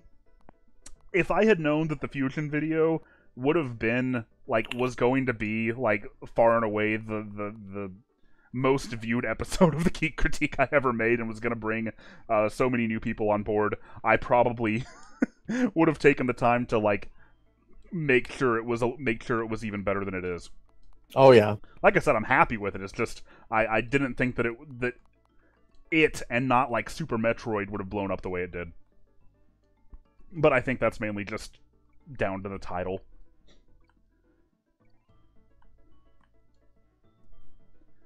Let's see. What Nintendo really needed to do was announce a remaster of DKC 2. I mean, yeah, there's few things they could have done that would have gotten me more excited than that.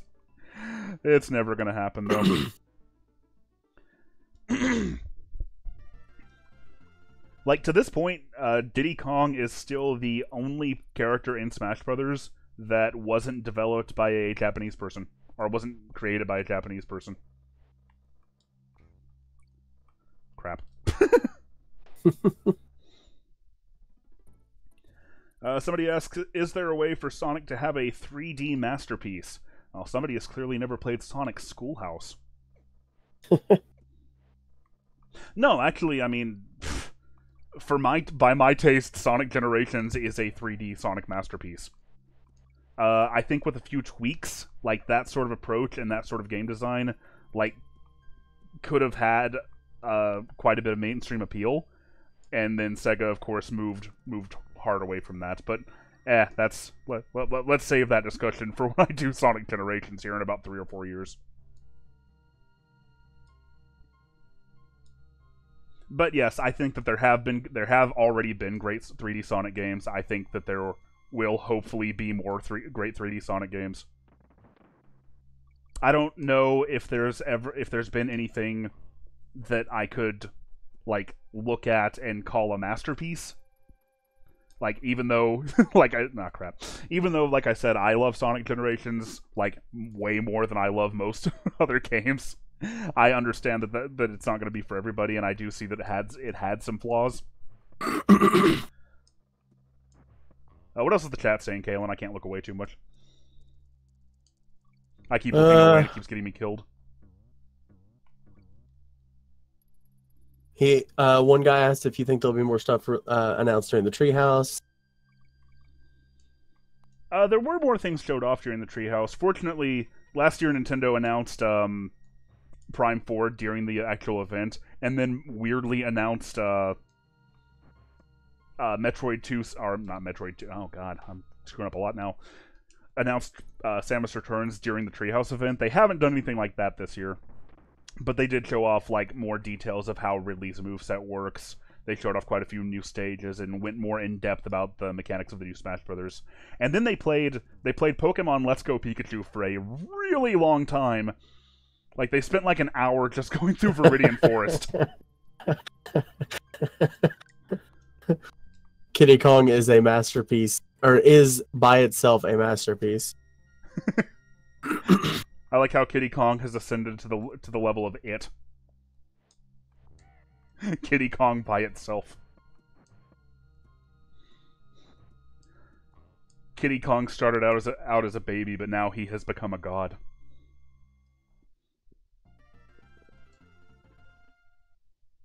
Somebody said, you know what would be a big winner for me for E3? Imagine Sega unveiling Sonic Adventure 3. Stop. No, I don't... Dude, he's almost certainly being totally 100% sincere about that.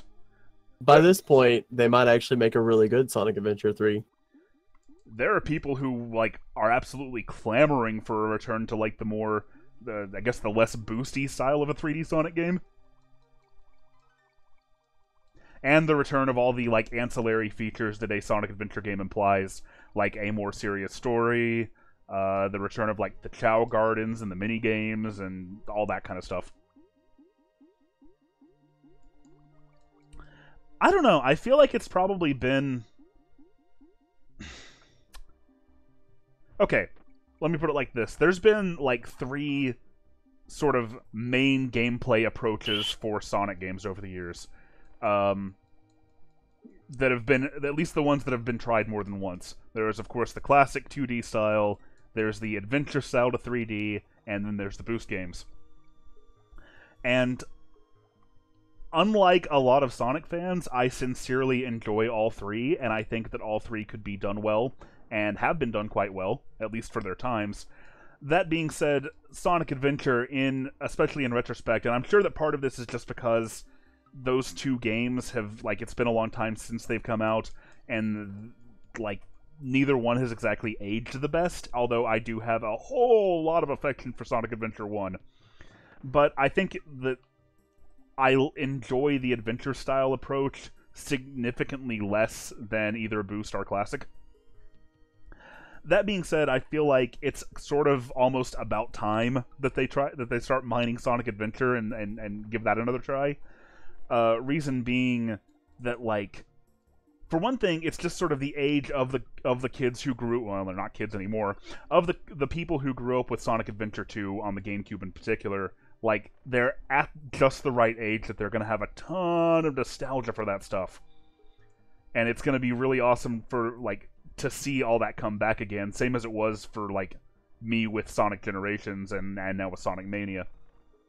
Like, we're getting to the point where that kind of nostalgia is going to be really, really valued. And also, I mean, obviously, they screwed up so bad with the boost style with Sonic Forces. I wouldn't be surprised. I know a lot of people are clamoring for the return of the Chow Garden. Josh, pay attention to Dr. Mad. I think that's 10 Canadian dollars. Thank you, Dr. Mad. And he says, I actually really like Sonic Heroes. It has some of the best songs in the series and had a really good aesthetic for a 3D Sonic game. The 4-team thing was probably the biggest problem for me. Kalen, I'm saving my thoughts on Sonic Heroes for the episode on it, which is going to be the next one I work on after Sonic Adventure 2. So, would you like... I'm not really going to say anything about Sonic Heroes, but would you like to? Sonic Heroes was okay. It had a lot of problems in the fact that, you know, like, it did have a lot of like camera related issues. It had a lot of like yeah, you had all three of your friends, but then they were like, well, let's just make sure that you have a lot of puzzles that you have to solve with that. And, you know, for someone who isn't as hardcore of like a Sonic gamer, right? Like Josh, you know, it was just like second nature to him, just like immediately when you get to this part, you know, switch and go through the puzzle. But for someone like me, I was like, Sonic can't get up there, what do I do? And like, oh yeah, I have partners. And I'm supposed to use them. So then I would try switching between them. But because of how they did the switching, like if you switch to Knuckles, then like Sonic was put on, like, I guess they made it to where you could just like rotate by double tapping, if I'm remembering correctly, but like... Yeah, you had a button that switched, like, basically, so using the GameCube layout as an example, since that's the one I played the most, the Y, like, if you're Sonic, the Y button would switch you to Tails, and the X button would switch you to Sonic. You were always one button press away from either character.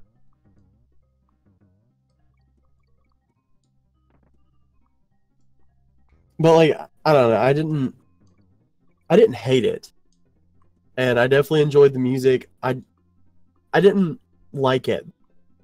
Crap. In a lot of cases, I'm surprised that worked out for you, Josh. When you it didn't. I died just now. You killed the bee, but the bee was behind you with that barrel. I was like, No, I wasn't even paying attention. This is all kind of muscle memory. That's why this is a great game for me to like play while I stream, because I've played it so much that I can only like, I'm only like 1/4 of my attention is going toward the game. Yeah.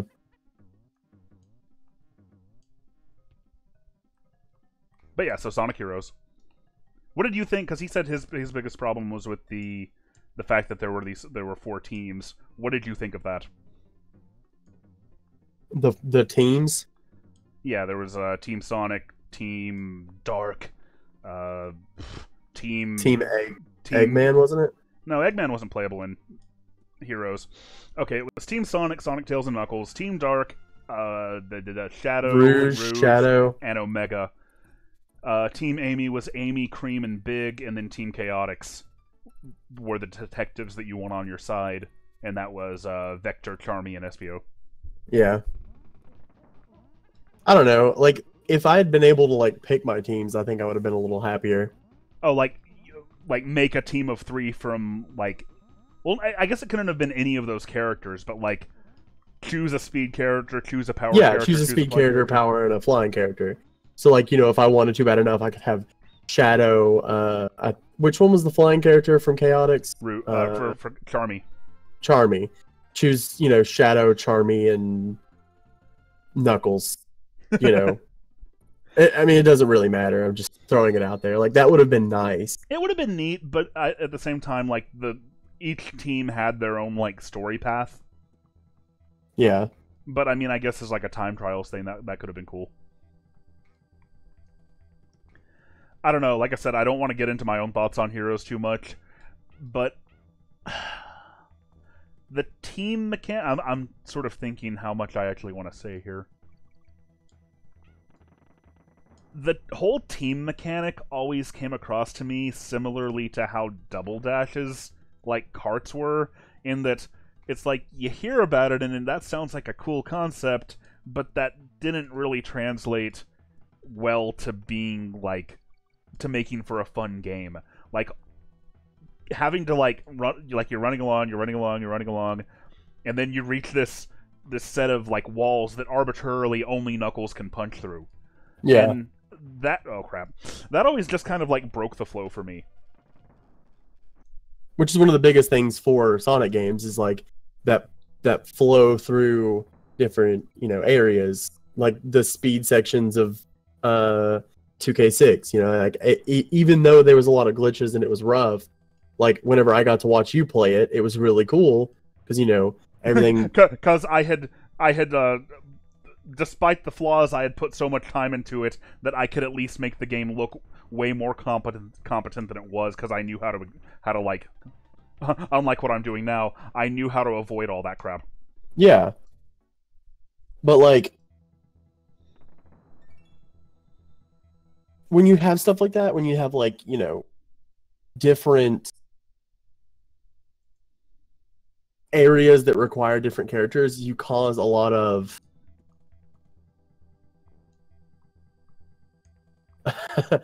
you had some spam. I hadn't noticed it until just now. No, I took care of it. It causes like a lag almost, and like in a lot of cases, if I'm playing a game, this is why I don't really like story-based games as much, right? Because if I'm playing a game and then you stop me for a cutscene, I come out of the game. I'm no longer immersed in the game as much. So the same kind of concept happens with Heroes, is like, oh, there's this giant wall that I now have to fly up with Tails, but I was having fun running around as Sonic. You know, it makes it difficult. Like, the thing is, when, like, this is one of the biggest things that I think makes video games work. Like, when humans use tools, like, we see the tools as extensions of us. So, like, when we're driving a car, you don't think to yourself, like, oh, I am in the car. I am turning the steering wheel to turn the car. You just think of it like, I am turning right now. I am, you know.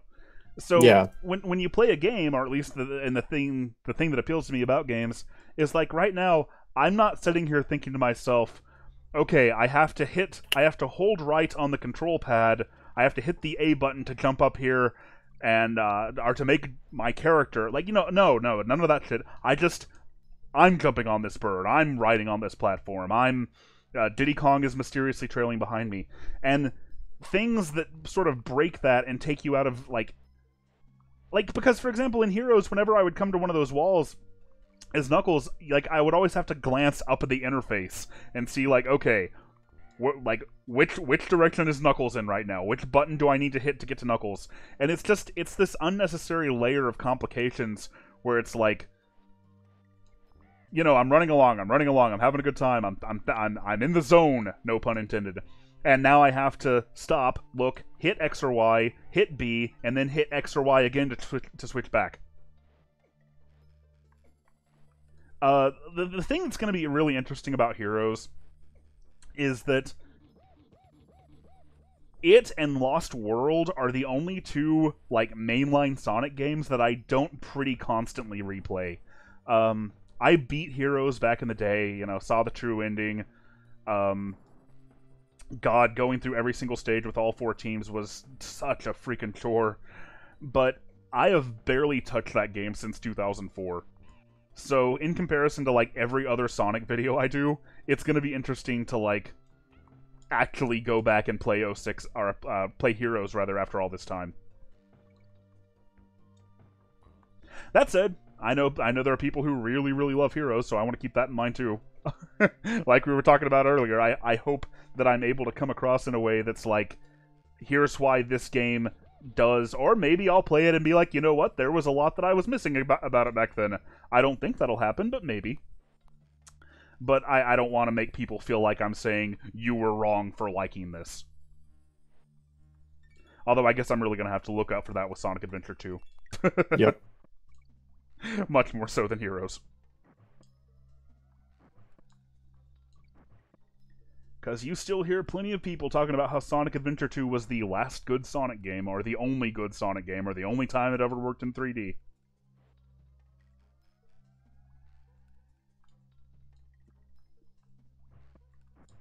What level am I even on? I like Who knows? You've just been going. I like how we've been talking so much about Sonic while I've been going through Donkey Kong Country. Kovar says, gotta love a speed-focused game that breaks you out of flow into a dead stop, not just as a punishment like the classics, but as a matter of course throughout the whole game. It's like a racing game where you have to go into the pause menu to shift gears. Actually, Kovar, it's not called... I believe it was called Sonic 2 Battle Adventure. No, I tell this story a lot, so bear with me if you've heard it before. But I've had... Like, when I was in college, I sort of got a late start being serious about college. Like a lot of people do, nothing wrong with that. But the result of that was that, you know, I was in, like, my early to mid-20s, and I was hanging out with a lot of people who were, yeah, you know, 3 or 4 years younger than me. And, like, invariably, whenever Sonic would come up, they all seemed to have, like, incredible, like, childhood nostalgia reverence for Sonic Adventure 2. Battle, specifically. But a lot of them, I guess they hadn't played a Sonic game in a long time, or they hadn't played it in a long time, so it was fascinating how many of them couldn't get the name right. So, the one that always sticks out to me, and I swear I am not making this up, was a guy who told me that how much he loved Sonic 2 Battle Adventure. Just like... Aside from, like, you got the first word right, and everything else was wrong.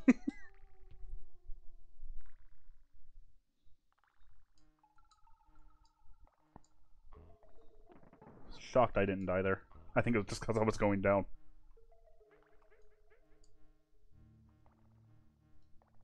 So, what do you say I switch to a Sonic game and we start talking about Donkey Kong? No.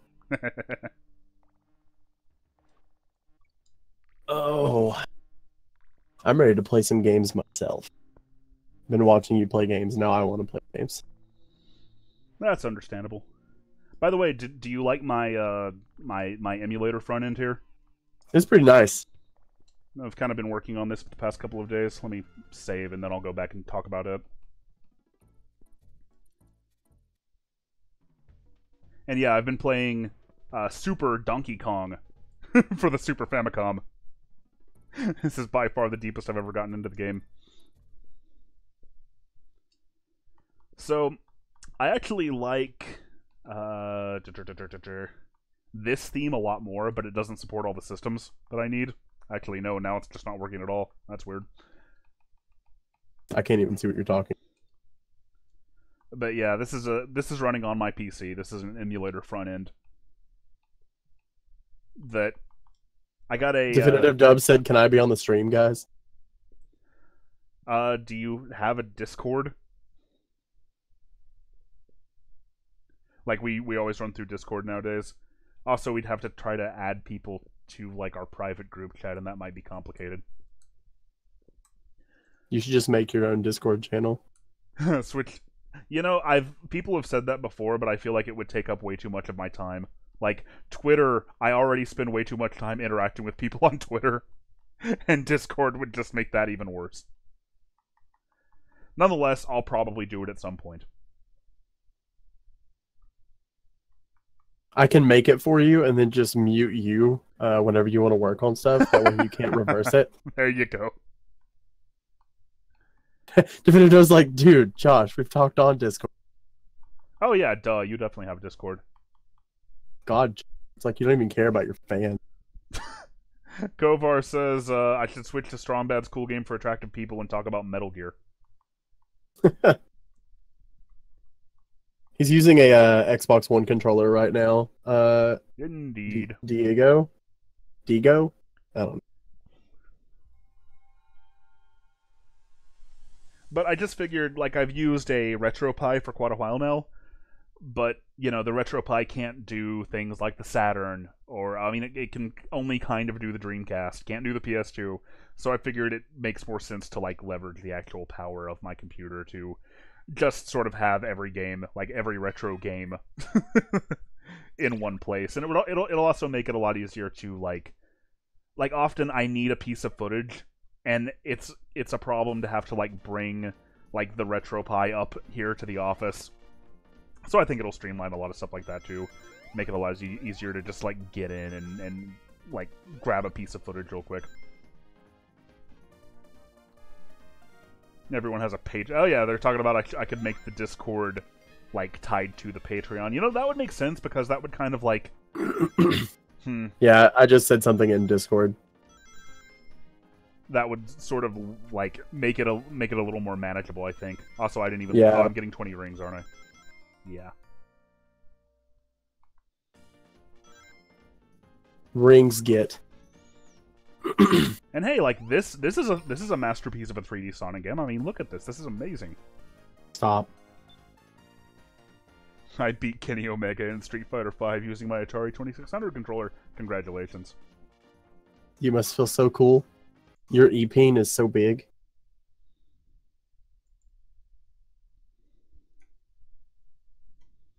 Let's see here. Give me just a second.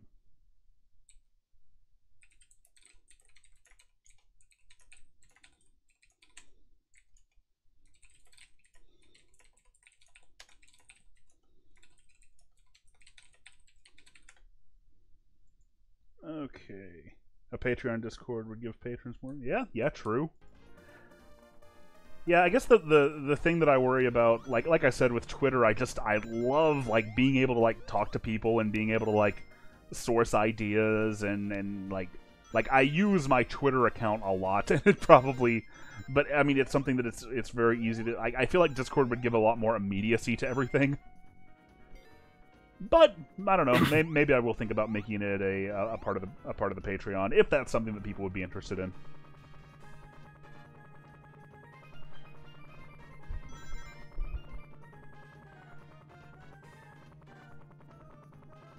I'm not sure what joke you're referring to, but look, I warn you in the channel description that I'm going to have bad jokes on this channel.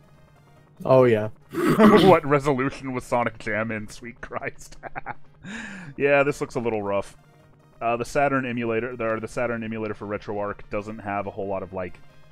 I don't think it has any sort of like upscaling options, like internal resolution that a lot of other emulators have. So you're just seeing it like the raw Saturn emulation.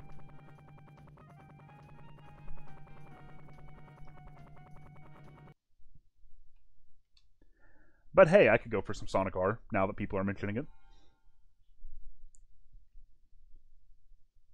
But yeah, I've also set this up to where, like, it's completely controllable with a controller. Like, I don't ever have to... Like, I could stream this to the TV downstairs if I wanted to. Like, I can open up all the menus and close everything, like, via button combinations. Ooh, Kalen, somebody named Mike is calling you out.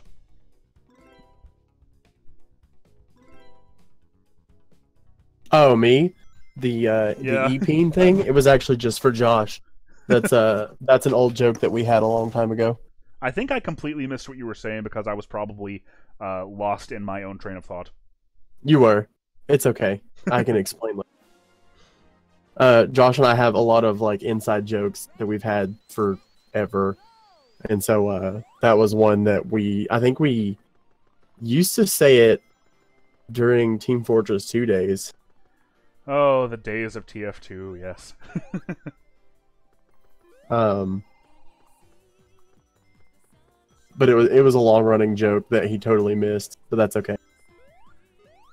Somebody said, have you ever thought about doing a geek critique based only on controllers? Like comparing and contrasting different controllers over time? I can't say I've ever thought of that, but I am... Josh. What? You missed the coin. I don't care about unlocking Metal Sonic right now, okay? I just now missed it again. I'm sorry. Man, I hated this game. Why? This game... What? This is like one of the best 3D Sonic games, Kalen. How can you hate this? Because I couldn't control anybody for anything. see, you're making your problem was always that you saw them as like platforming video game characters. That's wrong. Everybody in this game not controls like loose vehicles that turn like cows in a shopping cart. Exactly. This game had wonderful control. You just had to like mentally overcome your. No, this game did not have wonderful control. I'm lying. This was probably the first example of a Sonic game where it's pretty rough, it's pretty bad, it has some serious physics problems, but I played it enough to that I can kind of ignore them. It's not about the E-Peen, it's about something else. Don't you worry about it, Kenny. It's okay. I like how we're still He's on still on this.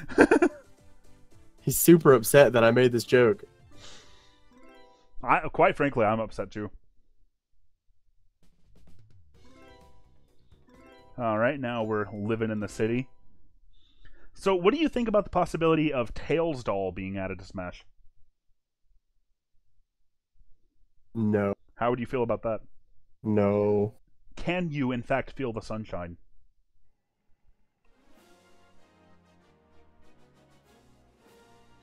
I mean, I'd play it. I cannot spin dash. There we go. What am I doing wrong? I don't even know.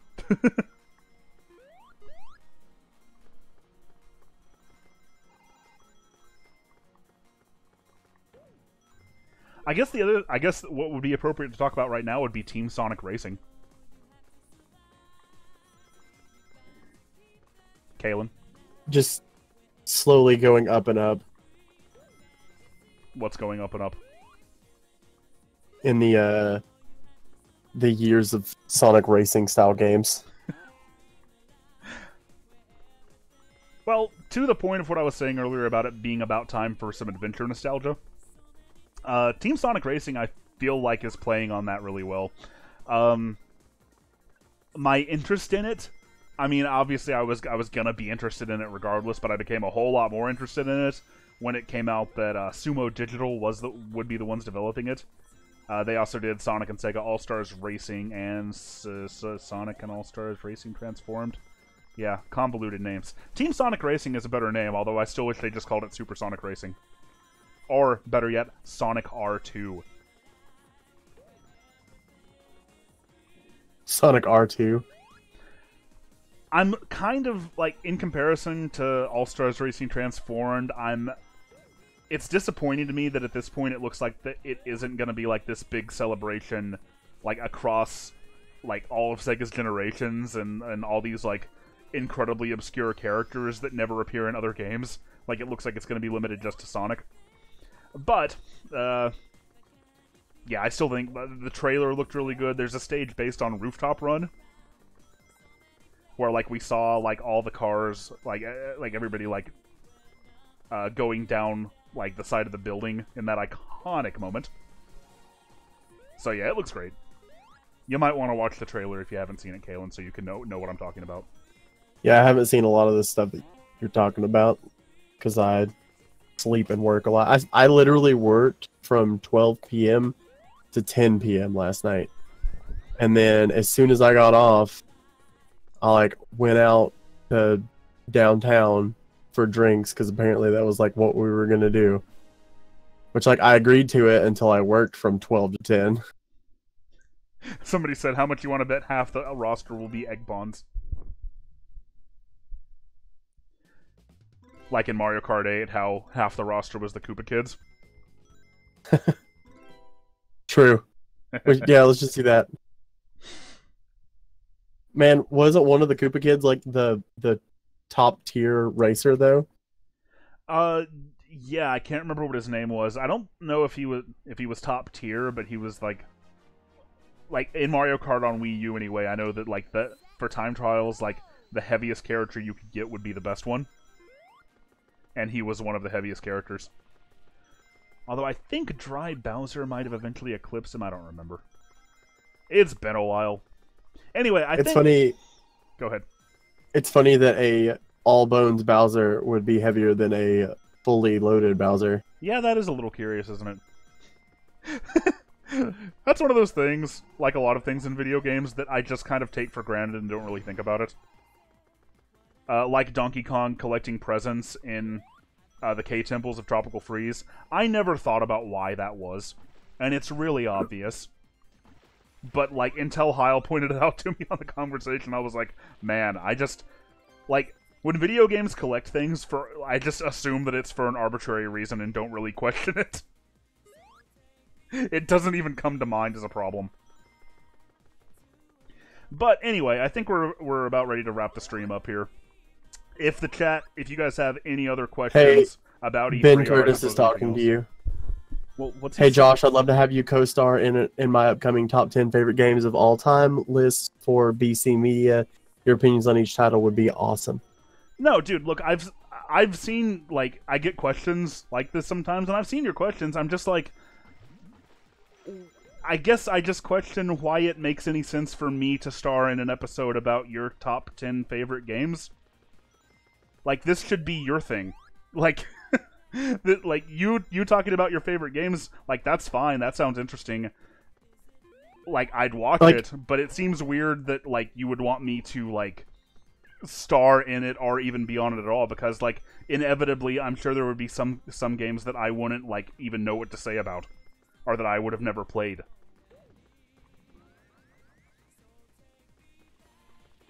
Bottom line, after what happened with Chad and Heil, I don't know if I'm that interested in crossovers anyway. I loved having Chad and Heil on, but not a lot of other people did. Because you're a professional at gaming. Well, look at it this way. If he has never played the game that you're talking about, or if he doesn't actually like the game that you're talking about, it's going to take away from what you're trying to get across as to them being your favorite games. Like, I understand the want to, like, if he has, like, a different opinion on them, sharing, like, a different opinion, but at the same time, like, if he's never played it, he's not going to be able to, like, add anything, really. And, like, that... Go ahead. Oh, I just saw somebody said, my top 10 favorite games or whatever Josh's top 10 favorite games are. They're all Sonic games. They're not all Sonic games. And then Team Fortress 2. They're not all Sonic games.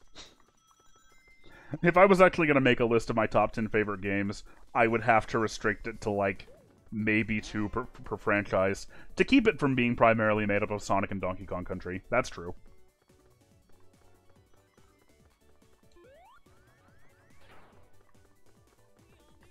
Mario Mania. What about it? I mean, the only crossover oh crap, that ever really worked was the epicness that was Mario Mania. I don't think I know what that's what that's about. Ben said, "Okay, but while I've got you here, can you at least tell me what your thoughts on Portal 1 and 2? How great are they?" Oh, Portal 1 and 2 are amazing. Yeah. I've played a ton of Portal 1 over the years. But it's actually been a long time since I've gone through Portal 2. Like, it's probably gotten to the point now where I could go back and play that game and have, like, a pretty like, fresh perspective on it. Like, a lot of it would be new to me. So, that's that's kind of something I want to do. Like, every time somebody brings up Portal 2, I'm like, yeah, I need to go back and play that again. I do like Portal 2 a lot. I still remember a long while back whenever we were doing the 2-player mode of it, we were just completely stumped for almost an hour on one I know. thing, and we were like, it's got to be so simple. We're missing something so simple because we're both overthinking this so hard. And when we finally got it, it was just the most simple thing. Are you talking about the thing where at the end of it you crash into each other? Yes. That room? Yeah, and what really made that special and what really made that cool, like, the whole thing that's amazing about your first time through a Portal game is, like, being confronted with these puzzles and then having this aha moment and then like, trying something and seeing it work. Like, when you figure it out. And so the multiplayer mode of Portal 2, being able to do that and have that like, aha, that's what it is, with somebody else just made it all the more powerful. And that was a great room in general. Like, the two of you have to, like, time it right to where you come out of portals, smash into each other, and that's what stops your momentum. And land on the platform, yeah. Yeah. There was another one that we got stuck on for a long time, too. Kovar's going bye-bye. It's been fun, Kovar. Indeed.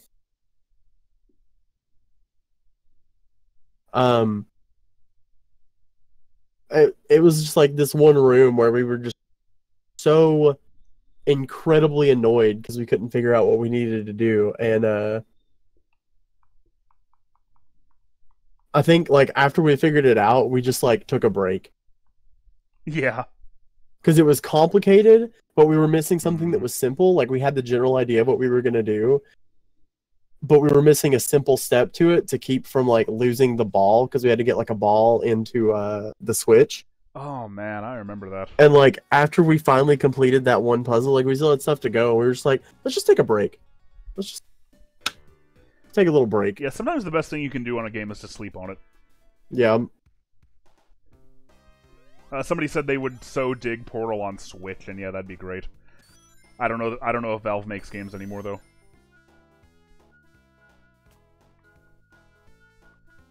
There it is. This is Knuckles' Emerald Hunt, by the way. It's a Sonic fan hack by Main Memory, which implements the treasure hunting aspects from the Sonic Adventure games.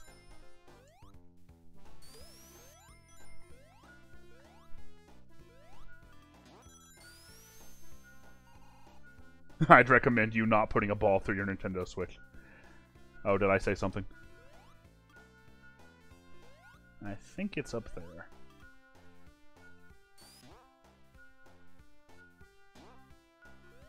Kaylin, did you go somewhere? No, I'm still here. Did you mute yourself? No. I'm replying to messages.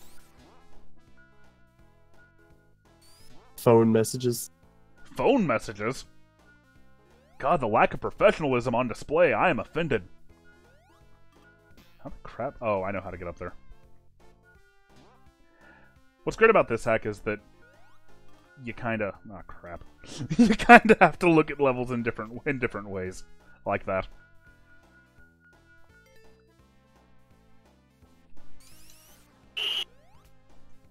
Somebody said, are you excited for the Xenoblade 2 DLC? Are you excited about that, Kaylin? I've never played a Xenoblade, so no. And I would have to try that first. And I've watched plenty of videos and read reviews about like what the gameplay is like in Xenoblade, and I know that that would not be my kind of game.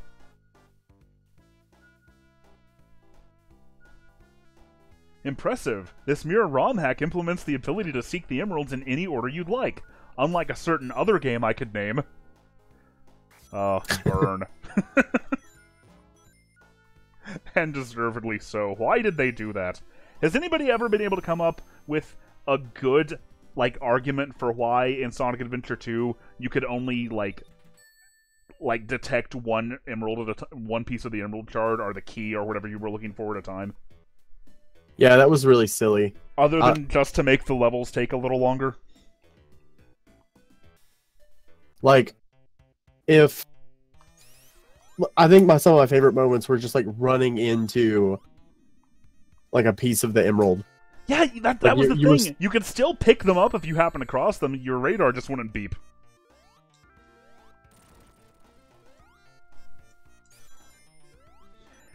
Anyway, yeah, we probably should get off of here. It's been fun. Any more questions about E3, I guess direct them to the Twitter, and I'll answer them there. Kaylin, thank you for being on. It's been fun. Of course.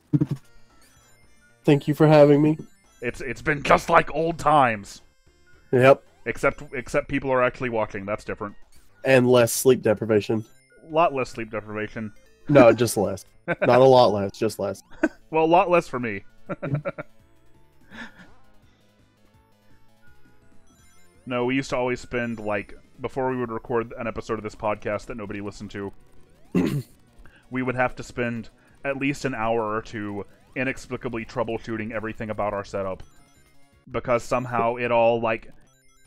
It just forgot how to, like, record stuff between each recording.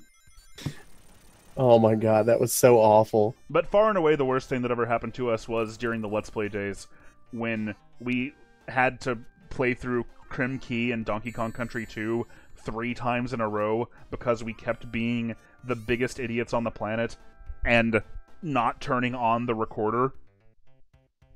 So, like, we kept playing through it, and we kept talking about it like you're supposed to do in a Let's Play, and then it was just, like, we didn't get any of it. And then we turned it off and did it again, and we still didn't get any of it! We somehow managed to not turn the thing on twice in a row. I think the first time it was like, it was on, but it wasn't, like, hooked up correctly or something like that. That sounds And then the right, second time we had it muted. No, the second time we just didn't turn it on, which was even dumber because we were using the HD PVR2, which has this big like ring of light around it that lets you know if it's recording or not. And we sat that thing underneath the TV, so we had literally no excuse for not a single time either one of us looking down there. I wonder why only Kofar and Dustin VG Master remembers those days. They were like our 2 biggest fans at the time. Yep. Maybe one day you'll be popular enough to where we can do some more Let's Plays and they'll actually work out. Oh, that follow TGC Classic for Let's Plays that are uploaded once every 2 years. But alright. It's been fun, guys. As Knuckles dies in an earthquake, thank you for joining... Well, he's not going to die because I unfocused the window. Thank you for joining us for E3 2018 discussion. It's been a blast. Kalen, take us home. Until next time, you keep geeking. And we'll keep critiquing. I think that works out all right. Sure. See you guys later.